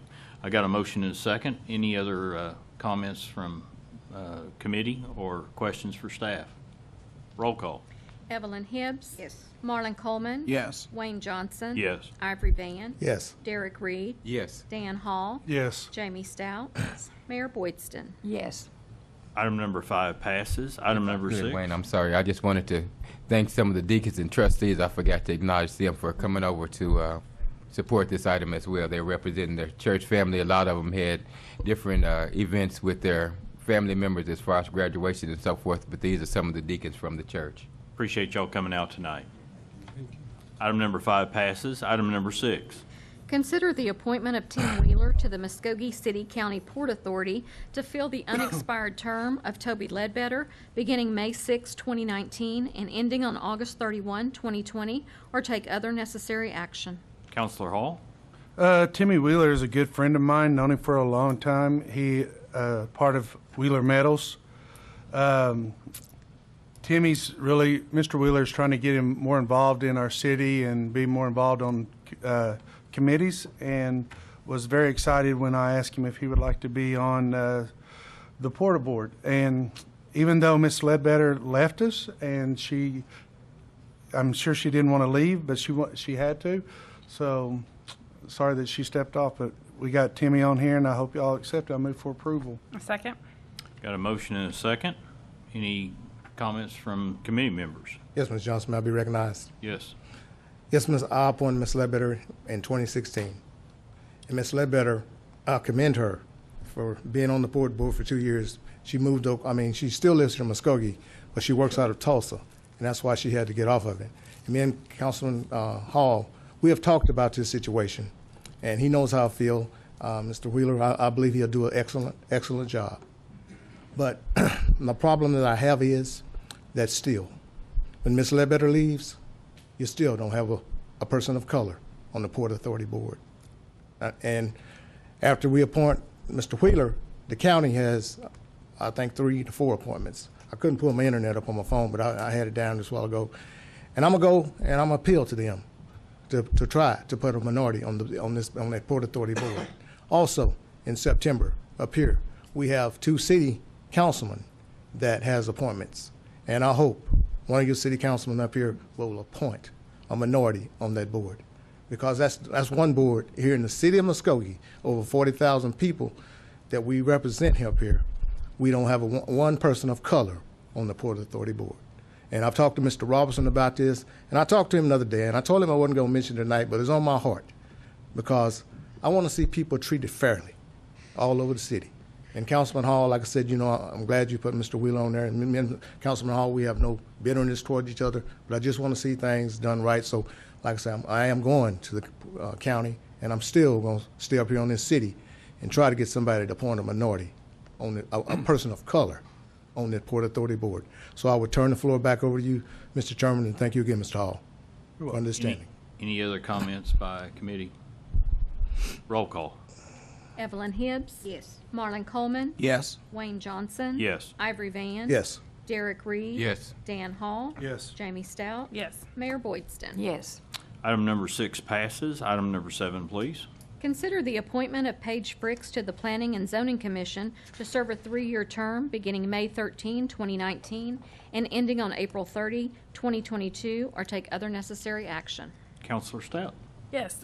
Paige has served on this several years ago, and so she's rotated off and time has elapsed. So I reached out to her and asked her if she would like to serve on this appointment. So I recommend Paige. I think she'll do a great job. I second. Got a motion and a second. Any other questions from committee? Roll call. Evelyn Hibbs. Yes. Marlon Coleman. Yes. Wayne Johnson. Ivory Van. Yes. Derek Reed. Yes. Dan Hall. Yes. Jamie Stout. Yes. Mayor Boydston. Yes. Item number 7 passes. Item number 8. Consider the appointment of Andrew Simmons to the War Memorial Trust Authority to serve a 3-year term beginning May 1, 2019, and ending on April 30, 2022, or take other necessary action. Councilor Hall. Putting Mr. Simmons on the War Memorial Trust Board is kind of exciting for me. Andy has been in the Navy. He was actually on a sub, quite a bit bigger, different kind of power. I asked him about it. He told me he couldn't tell me because he would get in trouble, but no. Mr. Simmons is a police officer here in town who served our country in the Navy as a sub. I think he drove the submarine. And I think that having a veteran on this board is a good thing. And I've been trying to get him to do more things in our community. Maybe this will be the first thing, and he'll get out and start getting more involved and get active in some stuff and get out there. So I recommend Andrew Simmons for the War Memorial Trust. Second. War Patrol. Second. And I'm excited to have Andy join the board if it's approved. Got a motion and a second. Any other questions from committee? Roll call. Evelyn Hibbs. Yes. Marlon Coleman. Yes. Wayne Johnson. Yes. Ivory Van. Yes. Derek Reed. Yes. Dan Hall. Yes. Jamie Stout. Yes. Mayor Boydston. Yes. Item number 8 passes. I've not received any recognitions of staff to speak tonight, so that will conclude the Public Works Committee meeting for this evening. Okay, and then we will call to order the May 6, 2019 special council meeting. Roll call, please. Mayor Janie Boydston. Here. Evelyn Hibbs. Here. Dan Hall. Here. Marlon Coleman. Here. Jamie Stout. Here. Wayne Johnson. Here. Patrick Cale. Ivory Van. Here. Derek Reed. Here. We're accounted for. Item 1. Consider approval of the nomination of Councilor Wayne Johnson as deputy mayor or take other necessary action. Okay, this chore fell to me, and I had a hard time because everybody's would make a good deputy mayor. But I have asked Councilor Wayne Johnson to be deputy mayor. He seems to have the seniority, and his life is about to change a little bit, and I think he may have a little more time to use on this. So I do nominate Councilman Wayne Johnson as deputy mayor. Second. Any discussion? Second. Okay. Do we get to trade seats now? What? Do we get to trade seats? Not till we vote. Well, not till we vote, no. I know you want to come sit by me. It's okay. I think it's Roy she wants to sit by. Roll call, please. Evelyn Hibbs. Yes. Patrick Cale. I'm sorry. Marlon Coleman. Yes. Wayne Johnson. Yes. Ivory Van. Yes. Derek Reed. Yes. Dan Hall. Definitely. Jamie Stout. Yes. Mayor Boydston. Yes. And we're happy to have you, Mr. I'm Johnson. honored. Thank you very much. Yes. The motion carries. And item 2. Hold a public hearing to discuss the City of Muskogee budget for fiscal year 2019-2020 and take other necessary action. Okay, we will open the public hearing and ask Mr. Miller what he's going to say. Well, this is an important part of our budget process. We have a budget hearing. It's a culmination of a whole lot of work that the City Council's done for several weeks and really all through the year. They give input to staff about what the priorities are, and we try and shape a budget that fits those priorities. We put them all together. We had an initial discussion about the budget as a group on April 19th at our council retreat, and they gave direction. And so we're going to go through really the budget as a proposed budget at this public hearing. It's not for vote, it's for a public hearing. So we want to get input from the council again, and then we'll figure out what the next steps are. So before we get too far, though, on our 2020 budget, I do want to take a minute or two just to talk about what we've done this year, because sometimes we maybe have an agenda item and we talk about, hey, we're excited we finished a project. This is a chance for us to kind of look back at what we've done this current fiscal year. We've finished the Hatbox Trail Loop. We've got new technology for code enforcement officers to be in the field all the time. City Hall improvements. Let's pause for a second and just look around at what we are looking at, and thank our friends from Dow Tile for donating tile for this floor. And we've fixed up City Hall, and we fixed up the council chambers this year. We've implemented a important hiring bonus for our police department for our recruiting efforts. We're a certified healthy city and got an excellence award for that. We're working on a new fence out at the cemetery. Great improvements out at the airport, funded in large part from grants and from the CIP. Last time around, we've made a concerted effort to improve our entryways to the city, edging and maintaining our medians in a better way. Made a lot of progress on roads and streets above and beyond even what we're talking about with the CIP. A great partnership with the Muskogee Creek Nation for Smith Ferry Road improvements. I think the county is going to work on that along with the Hilldale School, a major project that the Creek Nation is going to help primarily fund, and that's through partnerships that we've developed. Likewise, a federal grant to keep going on our east side project for industrial area road improvements. We're going to do 43rd Street from Chandler there north to Gibson, again using extra money that we wouldn't have normally in our budget. We have updated our street plan, working with the street committee, and come forward with street funding options. We've done 2 different zones within the last 12 months, downtown and northwest zone projects for mill and overlay and micro seal projects. So we've done a lot streetwise. We've kept going with the citywide cleanup, almost 1,500 participants. That continues to be a great event for our community. We're working right now on downtown streetscapes. We put in 1 set of sidewalks. We've got another one going in on South Main in the coming weeks. Port City sidewalk, you guys are familiar with that. We have a grant from our Healthy Community grant program to help install that sidewalk and improve public safety. We had our first ever festival of ballooning out at Hatbox. We tried it last year and said, let's see how that works. And it worked well enough that we definitely are trying to do that again. And other great stuff out at Hatbox. We had our first ever RV rally a couple of weeks ago. We improved the dance hall building with a grant from the City of Muskogee Foundation. We've improved the facilities for agriculture at the box hangars as well. A couple of great issues on technology. I talked a little bit about the laser scanner earlier when we talked about the last CIP and what opportunities that provides. We also upgraded our storm sirens. 20 storm sirens upgraded, and we got a new one for an area near some of our hotels that was not getting the coverage that we thought they needed. We've got a new plan with our health insurance called the Zero Card that has the opportunity to be a benefit to our employees and reduce cost on our plan. We're excited about that. And Mr. Kingston talked earlier about the lift stations projects that we're awarding. We've got many that are in progress right now.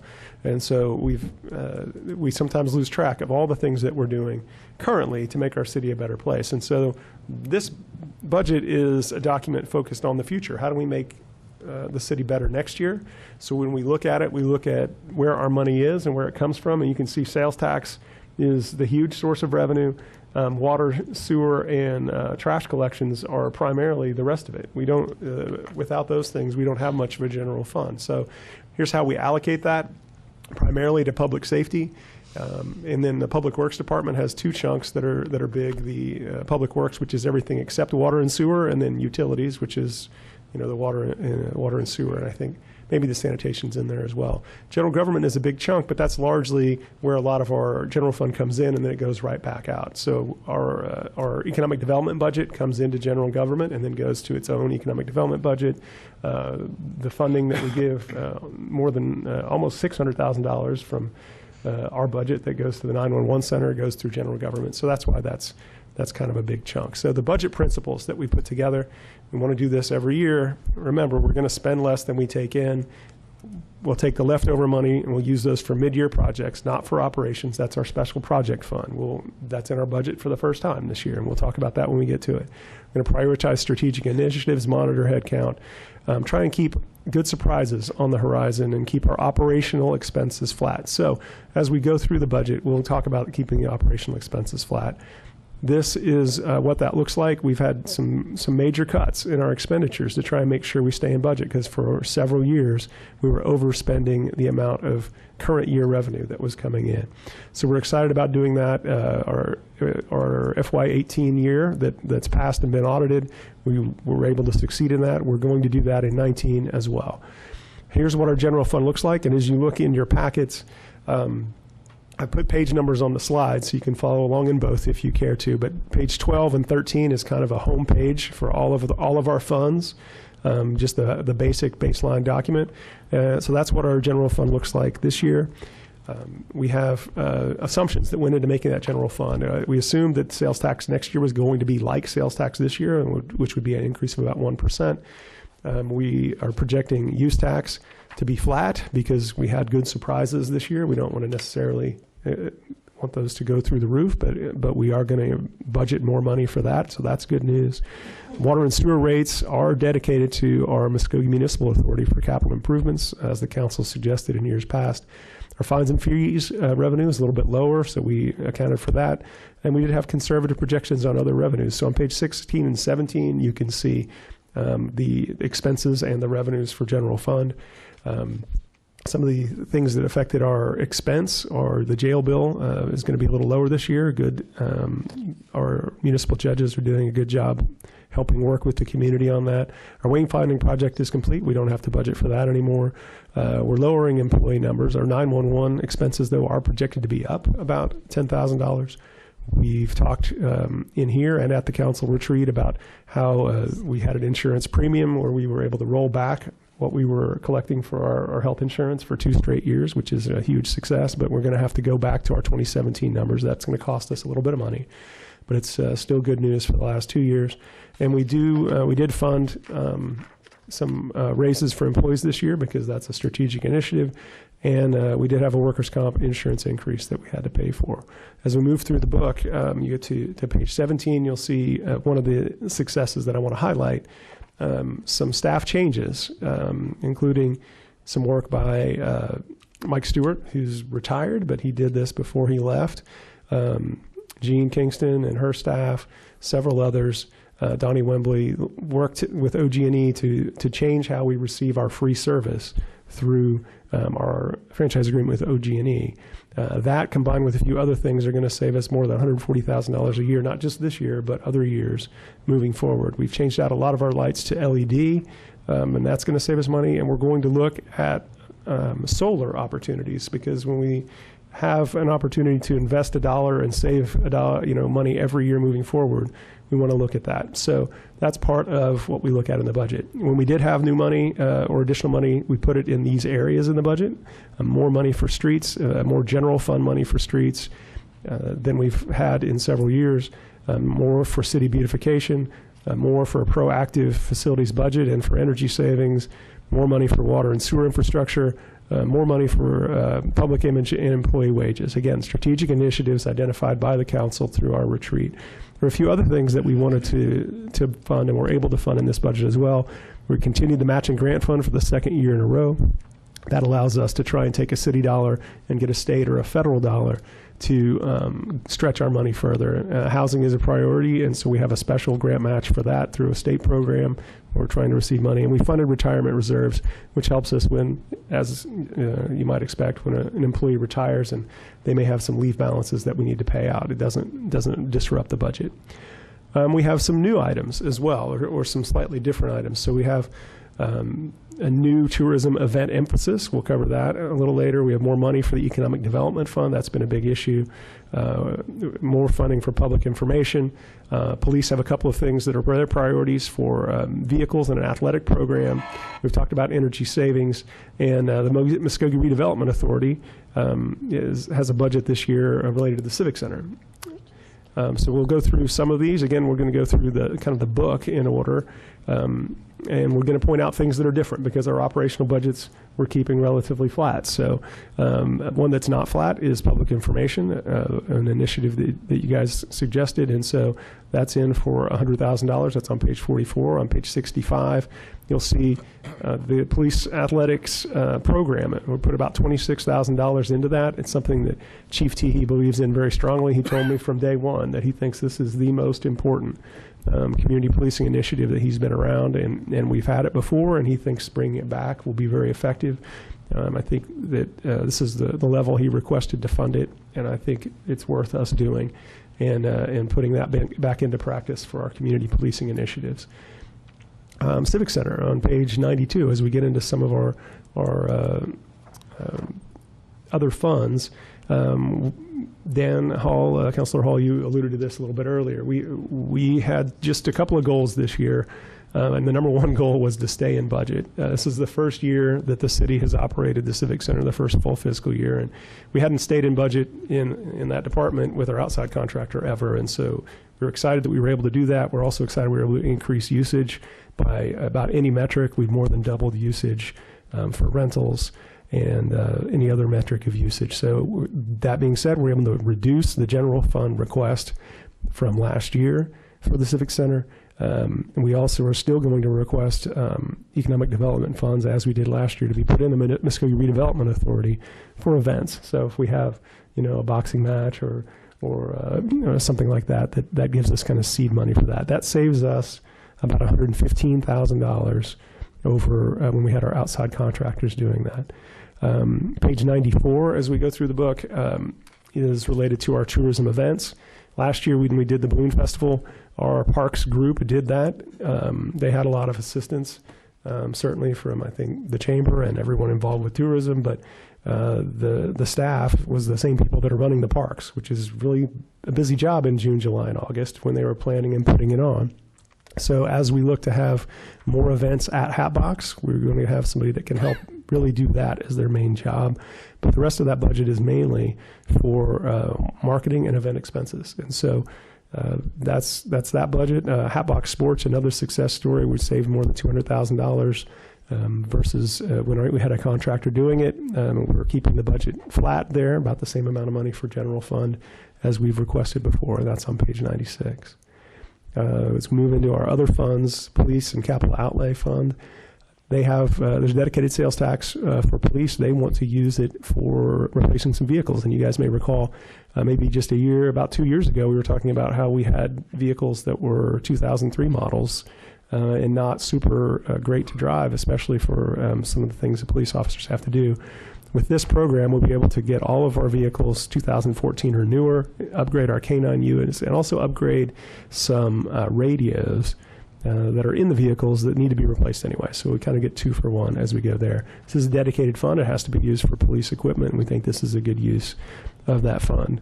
We talked about beautification and community cleanup. We have a budget for that. It's at $175,000. It's the highest budget that we've had for that. If we see stuff that's trashing up our city, we have money to fix it. We have money to get rid of it. We want our citizens to take care of their own stuff, but in the event that we have to do it, we want to have resources available to do so. So that's the importance of this budget. Economic development, always a big issue and an important issue for us.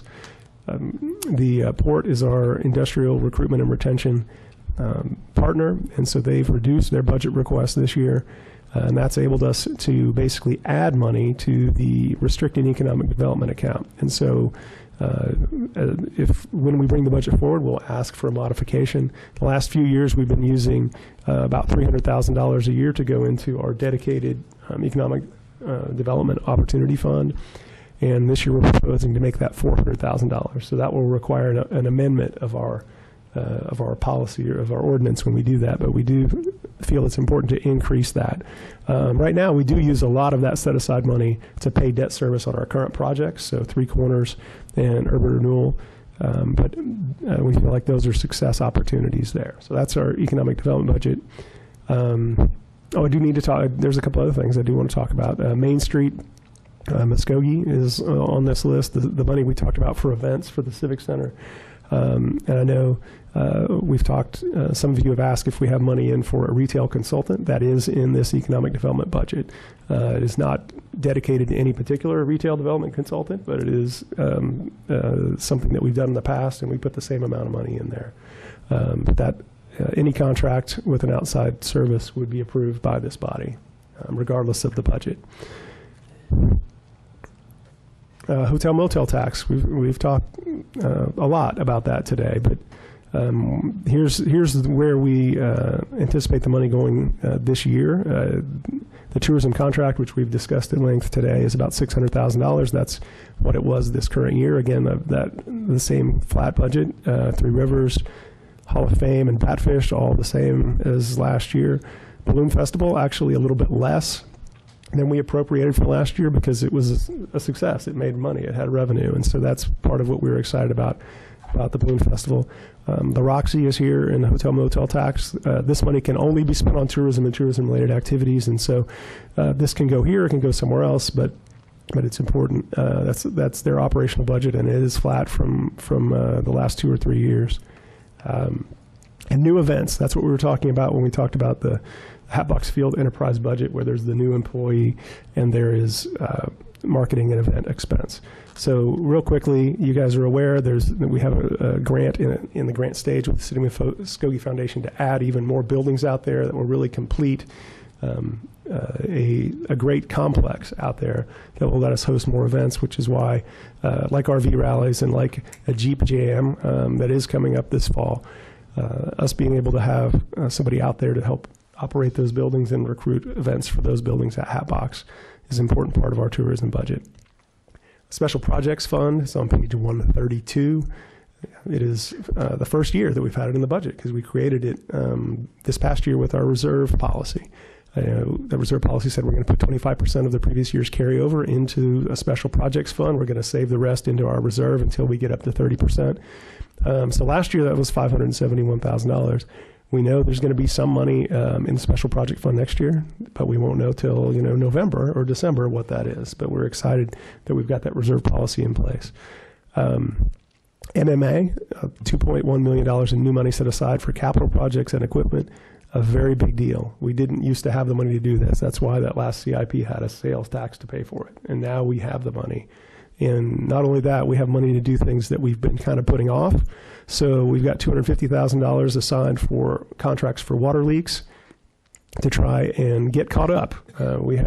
Sometimes we fix a leak and another one pops back up. So yeah, or two, says George. So we're going to get caught up. We're going to spend $250,000 trying to get caught up. And if we don't get caught up, we'll work on finding some more money to do it. We also have money for street cuts. Sometimes we go and we have a water leak in the middle of the street. This lets us, gives us more money to fix those quickly when we are actually the ones, cutting up our own streets. We're going to go back in and fix those more quickly. We talked about the Muskogee Redevelopment Authority and the Civic Center money for events. Capital outlay is on page 141. Again, always more requests than we have money for, but we always prioritize our capital outlay expenses based off of two things. Number one, if we spend $1 now, will we save $1 later? Will it keep returning money to us? And number two, does it make things better for our citizens? Does it improve our customer service or make our citizens' lives better? So street equipment and a fuel system are priorities in those regards. A camera system to better provide security and keep track of our assets. New mowers, again, for our city beautification efforts. A proactive facilities budget for the Roxy and for every other building that we have to try and address things before they become a big problem. And again, a solar, we have a proposal that will go through our purchasing group, of course, to install solar panels at the Civic Center, which would save us money in the long run and be a good investment for us. We'll go back a little bit in the book if we need to. River Country Water Park, Swim and Fitness Center, Park Development Fund. These are all success stories. They take care of themselves. We don't have to put general fund money in. A lot of places do. And we may have to in the future, but they do very well in operations. Airport, the same way. So this is where we are on our budget calendar. We talked about it at first at the council retreat for general ideas. We're having our public hearing today. And this is the part where I get to finally be quiet and you guys get to finally talk. And hopefully we can find the next path forward and get to recommendations to allow us to adopt the budget before our mandated deadline. So that there's not any action that I'm seeking today. I'm just as far as input and perhaps direction to staff. If we're ready to bring it back, we can put it on the agenda for next Monday. If we need more time, we need more time. Let's talk about it and figure out what we need to do to the budget. Yeah, Mr. Mayor, may I be recognized? Yes. Yeah, Mr. Miller, where is that for traveling and training? Where's that at on the budget? I didn't see that. The travel and training for the city council is in general government is where it is. How much is it? It is, I believe, about $13,000. Before we go much further, I think we need to close the public hearing. So we will consider the public meeting closed. Go ahead. He answered my question. So it's $13,000. I believe so. I'll go back and check. I'm not going to swear to it, but I think it's about around that area. Okay. Now, is that for everybody? Council, city clerk, everybody? No, that's for city council. Just for the city council? Yes, sir. Okay. Yes, sir. I believe that's what you're asking. Right. Yes. I was just wondering if we had enough money to go to National League of Cities and do some of the other stuff that we pay money that we belong to. You know, that was my concern. You answered my question. Thank you. I turn the floor back over to you, Ms. Mayor. Thank you. Mr. Miller? Yes, sir. On the page 61 of the personnel services for the fire services, that 3.73, how do we get that increase?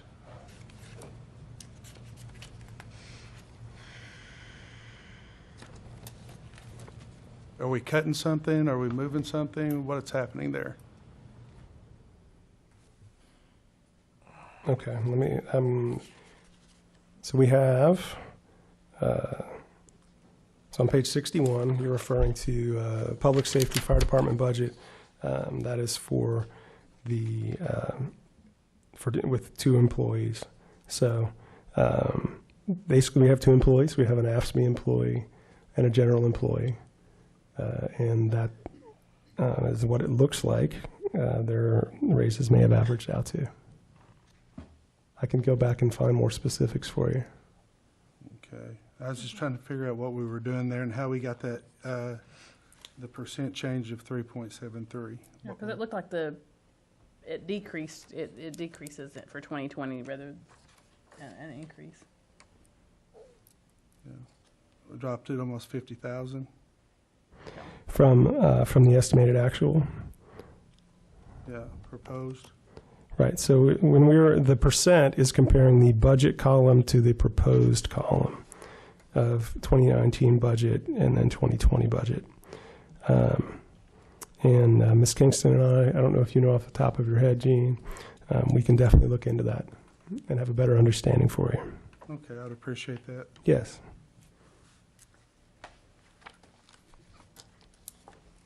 Anyone else?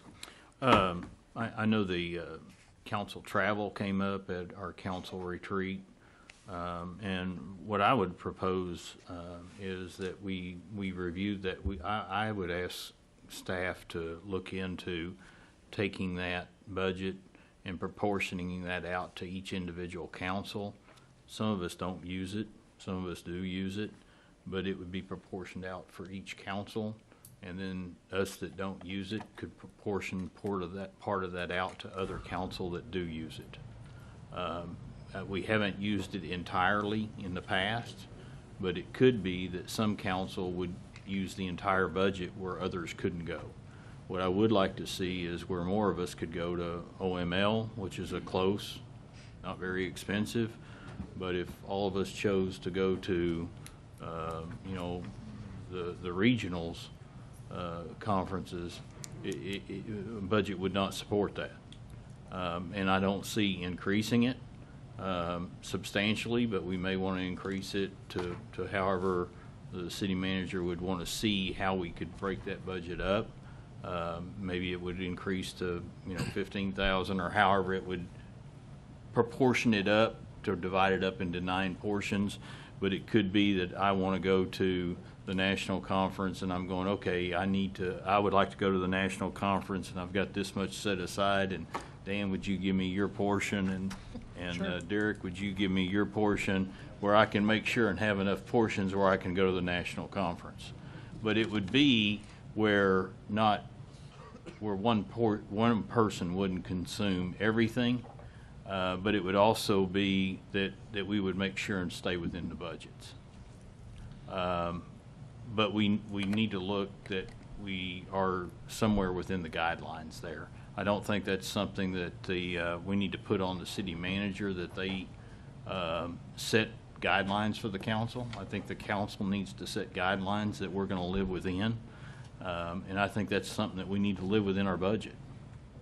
And I think we've done a good job in that area, but I don't see increasing that substantially. But I think we need to set parameters in place that we can remain within those parameters. The other statement I would like to make is I'm really thankful to be part of this team.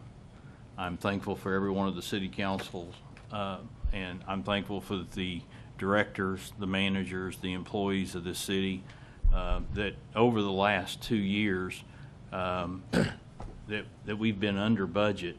And not only this year, we were substantially under budget, and then we were able to come back as a city council and make decisions on where we were going to appropriate that funding. And we appropriated it into the right areas, that we gave it back to employees, which was the goal of the city council. Not only that, we put it back into areas where it would save the city money in the future. That is moving the community forward. As you looked at this presentation, this is the way we need to look at budgets, where it's exciting and it's moving our community forward. So I'm thankful to be part of a team that really is moving this community forward, and I appreciate that very much. And I think I appreciate Mike Miller, but I also know when I went to the first retreat that Mr. Miller was there. It was a big team that was behind him that put that budget together, but it takes a leader to pull that together, and I appreciate that very much. And I appreciate the leadership of the council that has all been behind the budgetary process at setting the parameters forward of how we're going to move this community. Thank you. I think that's well said, and I hope that the people of Muskogee know that you've got a good crew working for you, starting with Mr. Miller. He's got a sharp pencil and knows what to do with it. And it's just like when you run your house. The plumbing may get stopped up and the roof starts leaking, and you got to get the money somewhere, and he's as good at it as anybody I ever saw. Thank you. You're welcome. Ms. Member, we're recognized. Yes. Yes, I agree with you, Councilman Johnson. Every person, a lot of people up here should go. Before I when I got on the city council, you remember Mr. Robert Perkins and Miss Janie Borston? They used to go to the National League of Cities all the time. Mr. Perkins stayed up here how many years? 23? I don't know. I think he was up here 23 years. He told me, the first thing he told me, he said, Ivory, get involved in the National League of Cities. So before I came to this council, nobody was going to the National League of Cities. Another thing nobody was going to was the Black Caucus with the National League of Cities. It's 2 separate entities. But trust me, you learn from different ones. I got people I got contacts with. I can pick up the phone and ask them what they're doing in their city, how they do it. So it's something, and OML is another one. Trust me, it's a good thing to go to every year. And Mr. Councilman Johnson, you've been, and I think the only one who's really been to the National League of Cities with me is Councilman Coleman. But like I say, you just meet, you have these connections and these friendships and, like I say, knowledge out there. So like I said, if it hadn't been for me going to Mr. Miller in Washington asking, how we get connected with the National League of Cities and the Black Caucus. Matter of fact, I'm so proud. When I went to the Black Caucus, there's a gentleman, he's the mayor out of Miramar, Florida. He's in the presidential election. He's running for president. I can pick my phone and call him right now. I'm proud of him. But that's what I'm saying. You get to meet people from all over that's got good connections. But I'll turn the floor back over to you. But I think going and traveling and going to these different events as a council and learning from other councilmen and mayors and city managers, I think is a very good idea. So I'll turn the floor back over to you, Ms. Mayor. Thank you very much. If no one else has anything to say, we don't need any action, so we'll go to item 3. Consider approval to authorize the city manager to negotiate and execute an agreement between the Board of Regents of the University of Oklahoma and the City of Muskogee for a comprehensive housing analysis or take other necessary action. Mr. Garvin. Mayor, members of the council, we're requesting approval to authorize the city manager to negotiate and execute a contract between the University of Oklahoma and the City of Muskogee for a comprehensive housing analysis. As you know, residential development is one of our main priorities, and we feel like this housing assessment is needed to support and encourage development within our city limits. The analysis will provide us with information such as current supply of housing stock, vacancy rates, size, type, price of housing stock currently needed, and what will be needed 5, 10, 15 years from now. What programs, either established or new, is out there that will provide assistance for residential development. We want to investigate partnerships with like the VA, Georgia Pacific, some of the larger employers who have a lot of commuters that commute to Muskogee. Where do they live? Where do Muskogee employees live? How many commute to Muskogee? Why do they commute?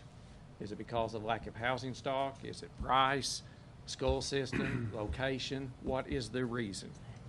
We'll also get some sales data information. We want to know housing turnover, and those are just some of the things that the analysis will provide us. Also, the Muskogee Housing Authority is needing information, what they need, and they're participating in this project. They want to know the number of housing units needed to serve low-income elderly and disabled. What's the number of rent-burdened households? Families at or below 80% AMI. Areas of concentration of households at or below 50 AMI, 50%. We think this analysis will address all those questions. It will be a tool for us to use to market Muskogee to residential developers, builders, and other entities involved in housing development. This process will be about a 4-month-long process. It will start in June, run through September. Also, as part of that process, there will be a steering committee put together consisting of about 9 to 13 members. It'll be city staff, it'll be staff from the Housing Authority, some builders, developers, realtors, apartment managers. They've also asked that possibly a couple council members serve on that steering committee. So if anyone's willing to volunteer tonight, we could use 2 council members on that committee. Basically, they'll meet every other Tuesday as needed at 10:30 is basically the time. Give you an idea if any of y'all are available. But again, this is about a 4-month process. We do feel this is needed because, again, residential development is one of the major priorities for us at this particular time. Staff recommends approval, and I'd be glad to answer any questions. Move for approval. Second. Any discussion? Real quick, when we negotiate this, will we bring back the contract to vote on the price? If we agree with the price, or is there a cost in this? Right now, the cost that we're anticipating is around $34,500, but the next item is because the Housing Authority is participating with us. We're splitting the cost, so it's only going to cost us around $17,500. Only? Which is a pretty good price for a housing analysis like this. A very good Another price. study? Okay. You know how I feel about, I love these studies that we always do. But we get questions from developers all the time. Do you have a housing study? Can you show us that there is a need for housing stock here? And we have nothing that we can actually show them. There's a couple partial studies that was done years ago, but we have nothing concrete to show them. And again, we feel like this will help us with residential development. We've got to have something to show the developers. Okay, I learned my lesson with Roy about doing the land thing, so I'm gonna give a little bit here tonight, okay? Appreciate that. Just want to say that out there. Sorry, Mr. Johnson. We can only speculate on what, and say what this will give us our true need. On this committee, will you have representation from the school systems? We talked about possibly having some of the members of the school system, Hilldale and Muskogee High School, on the committee, and that's open for discussion. We haven't determined all the members. We do know we don't want to keep it over about 13 members. Yeah, I know. If too large, it gets kind of difficult. Yeah, cumbersome. But we'll definitely have some discussions on that. And thank you. And I'm not going to say this kind of harshly, but it is an election year for most of us. You know, we're ending up. So I would recommend whoever the two city councilmen are, or someone at least has 2 more years automatically right now. You know, you never know. We accept volunteers tonight if anyone wants to volunteer. Okay, anything further? Roll call. Evelyn Hibbs. Yes. Marlon Coleman. Yes. Wayne Johnson. Yes. Ivory Van. Yes. Derek Reed. Yes. Dan Hall. Yes. Jamie Stout. Yes. Mayor Boydston. Yes, the motion carries. Item 4. Consider approval of the shared cost agreement between the City of Muskogee and the Muskogee Housing Authority allocating expenses for the Muskogee Comprehensive Housing Analysis or take other necessary action. This is agreement between the City of Muskogee and the Muskogee Housing Authority, and it's to pay for the analysis we just talked about. We anticipate the cost will be around $34,500. Since it's benefiting both the city and the Housing Authority, we both agreed to pay 50% of that cost. The Housing Authority did take this agreement to their board at their last meeting and approved the agreement, and we are asking the council to approve this agreement for our share, 50%, which we think will be around $17,357. Be glad to answer any questions. Move for approval. Second. Any discussion? Roll call. Evelyn Hibbs. Yes. Marlon Coleman. Yes. Wayne Johnson. Yes. Ivory Van. Yes. Derek Reed. Yes. Dan Hall. Yes. Jamie Stout. Yes. Mayor Boydston. Yes, and the motion carries. Item 5. Consider an executive session to discuss and take possible action on the following. A, pursuant to Section 307B3, Title 25, Oklahoma statutes, consider convening an executive session to discuss the purchase of real property within the urban renewal area, and if necessary, take appropriate action in an open session. B, pursuant to Section 307B3, Title 25, Oklahoma statutes, consider convening an executive session to discuss the purchase of real property within the northwest quadrant of the City of Muskogee, and if necessary, take appropriate action in open session. Make a motion, we go in executive session. Second. Any discussion? Roll call. Evelyn Hibbs. Yes. Marlon Coleman. Yes. Wayne Johnson. Yes. Ivory Van. Yes. Derek Reed. Yes. Dan Hall. Yes. Jamie Stout. Yes. Mayor Boydston. Yes, the motion carries. They should If you will please.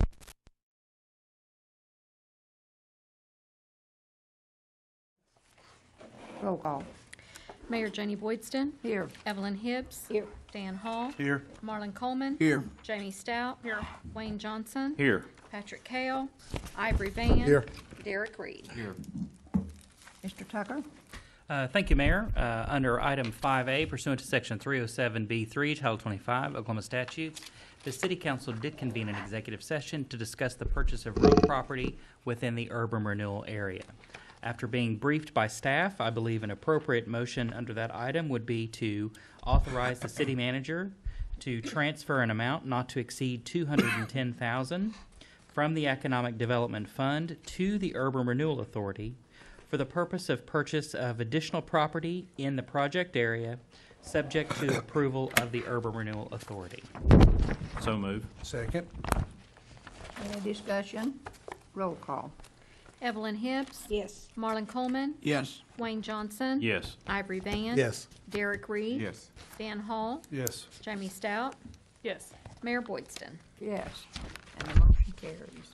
Item 5B, pursuant to Section 307B3, Title 25 Oklahoma statutes, the council did convene an executive session to discuss the purchase of real property within the northwest quadrant of the city of Muskogee. After being briefed by staff on that issue, I believe an appropriate motion would be to authorize the city manager to submit an offer to purchase a parcel of land under terms and location as discussed in executive session. So move. Second. Any discussion? Roll call. Evelyn Hibbs. Yes. Marlon Coleman. Yes. Wayne Johnson. Yes. Ivory Van. Yes. Derek Reed. Yes. Dan Hall. Yes. Jamie Stout. Yes. Mayor Boydston. Yes, and the motion carries, and we are adjourned.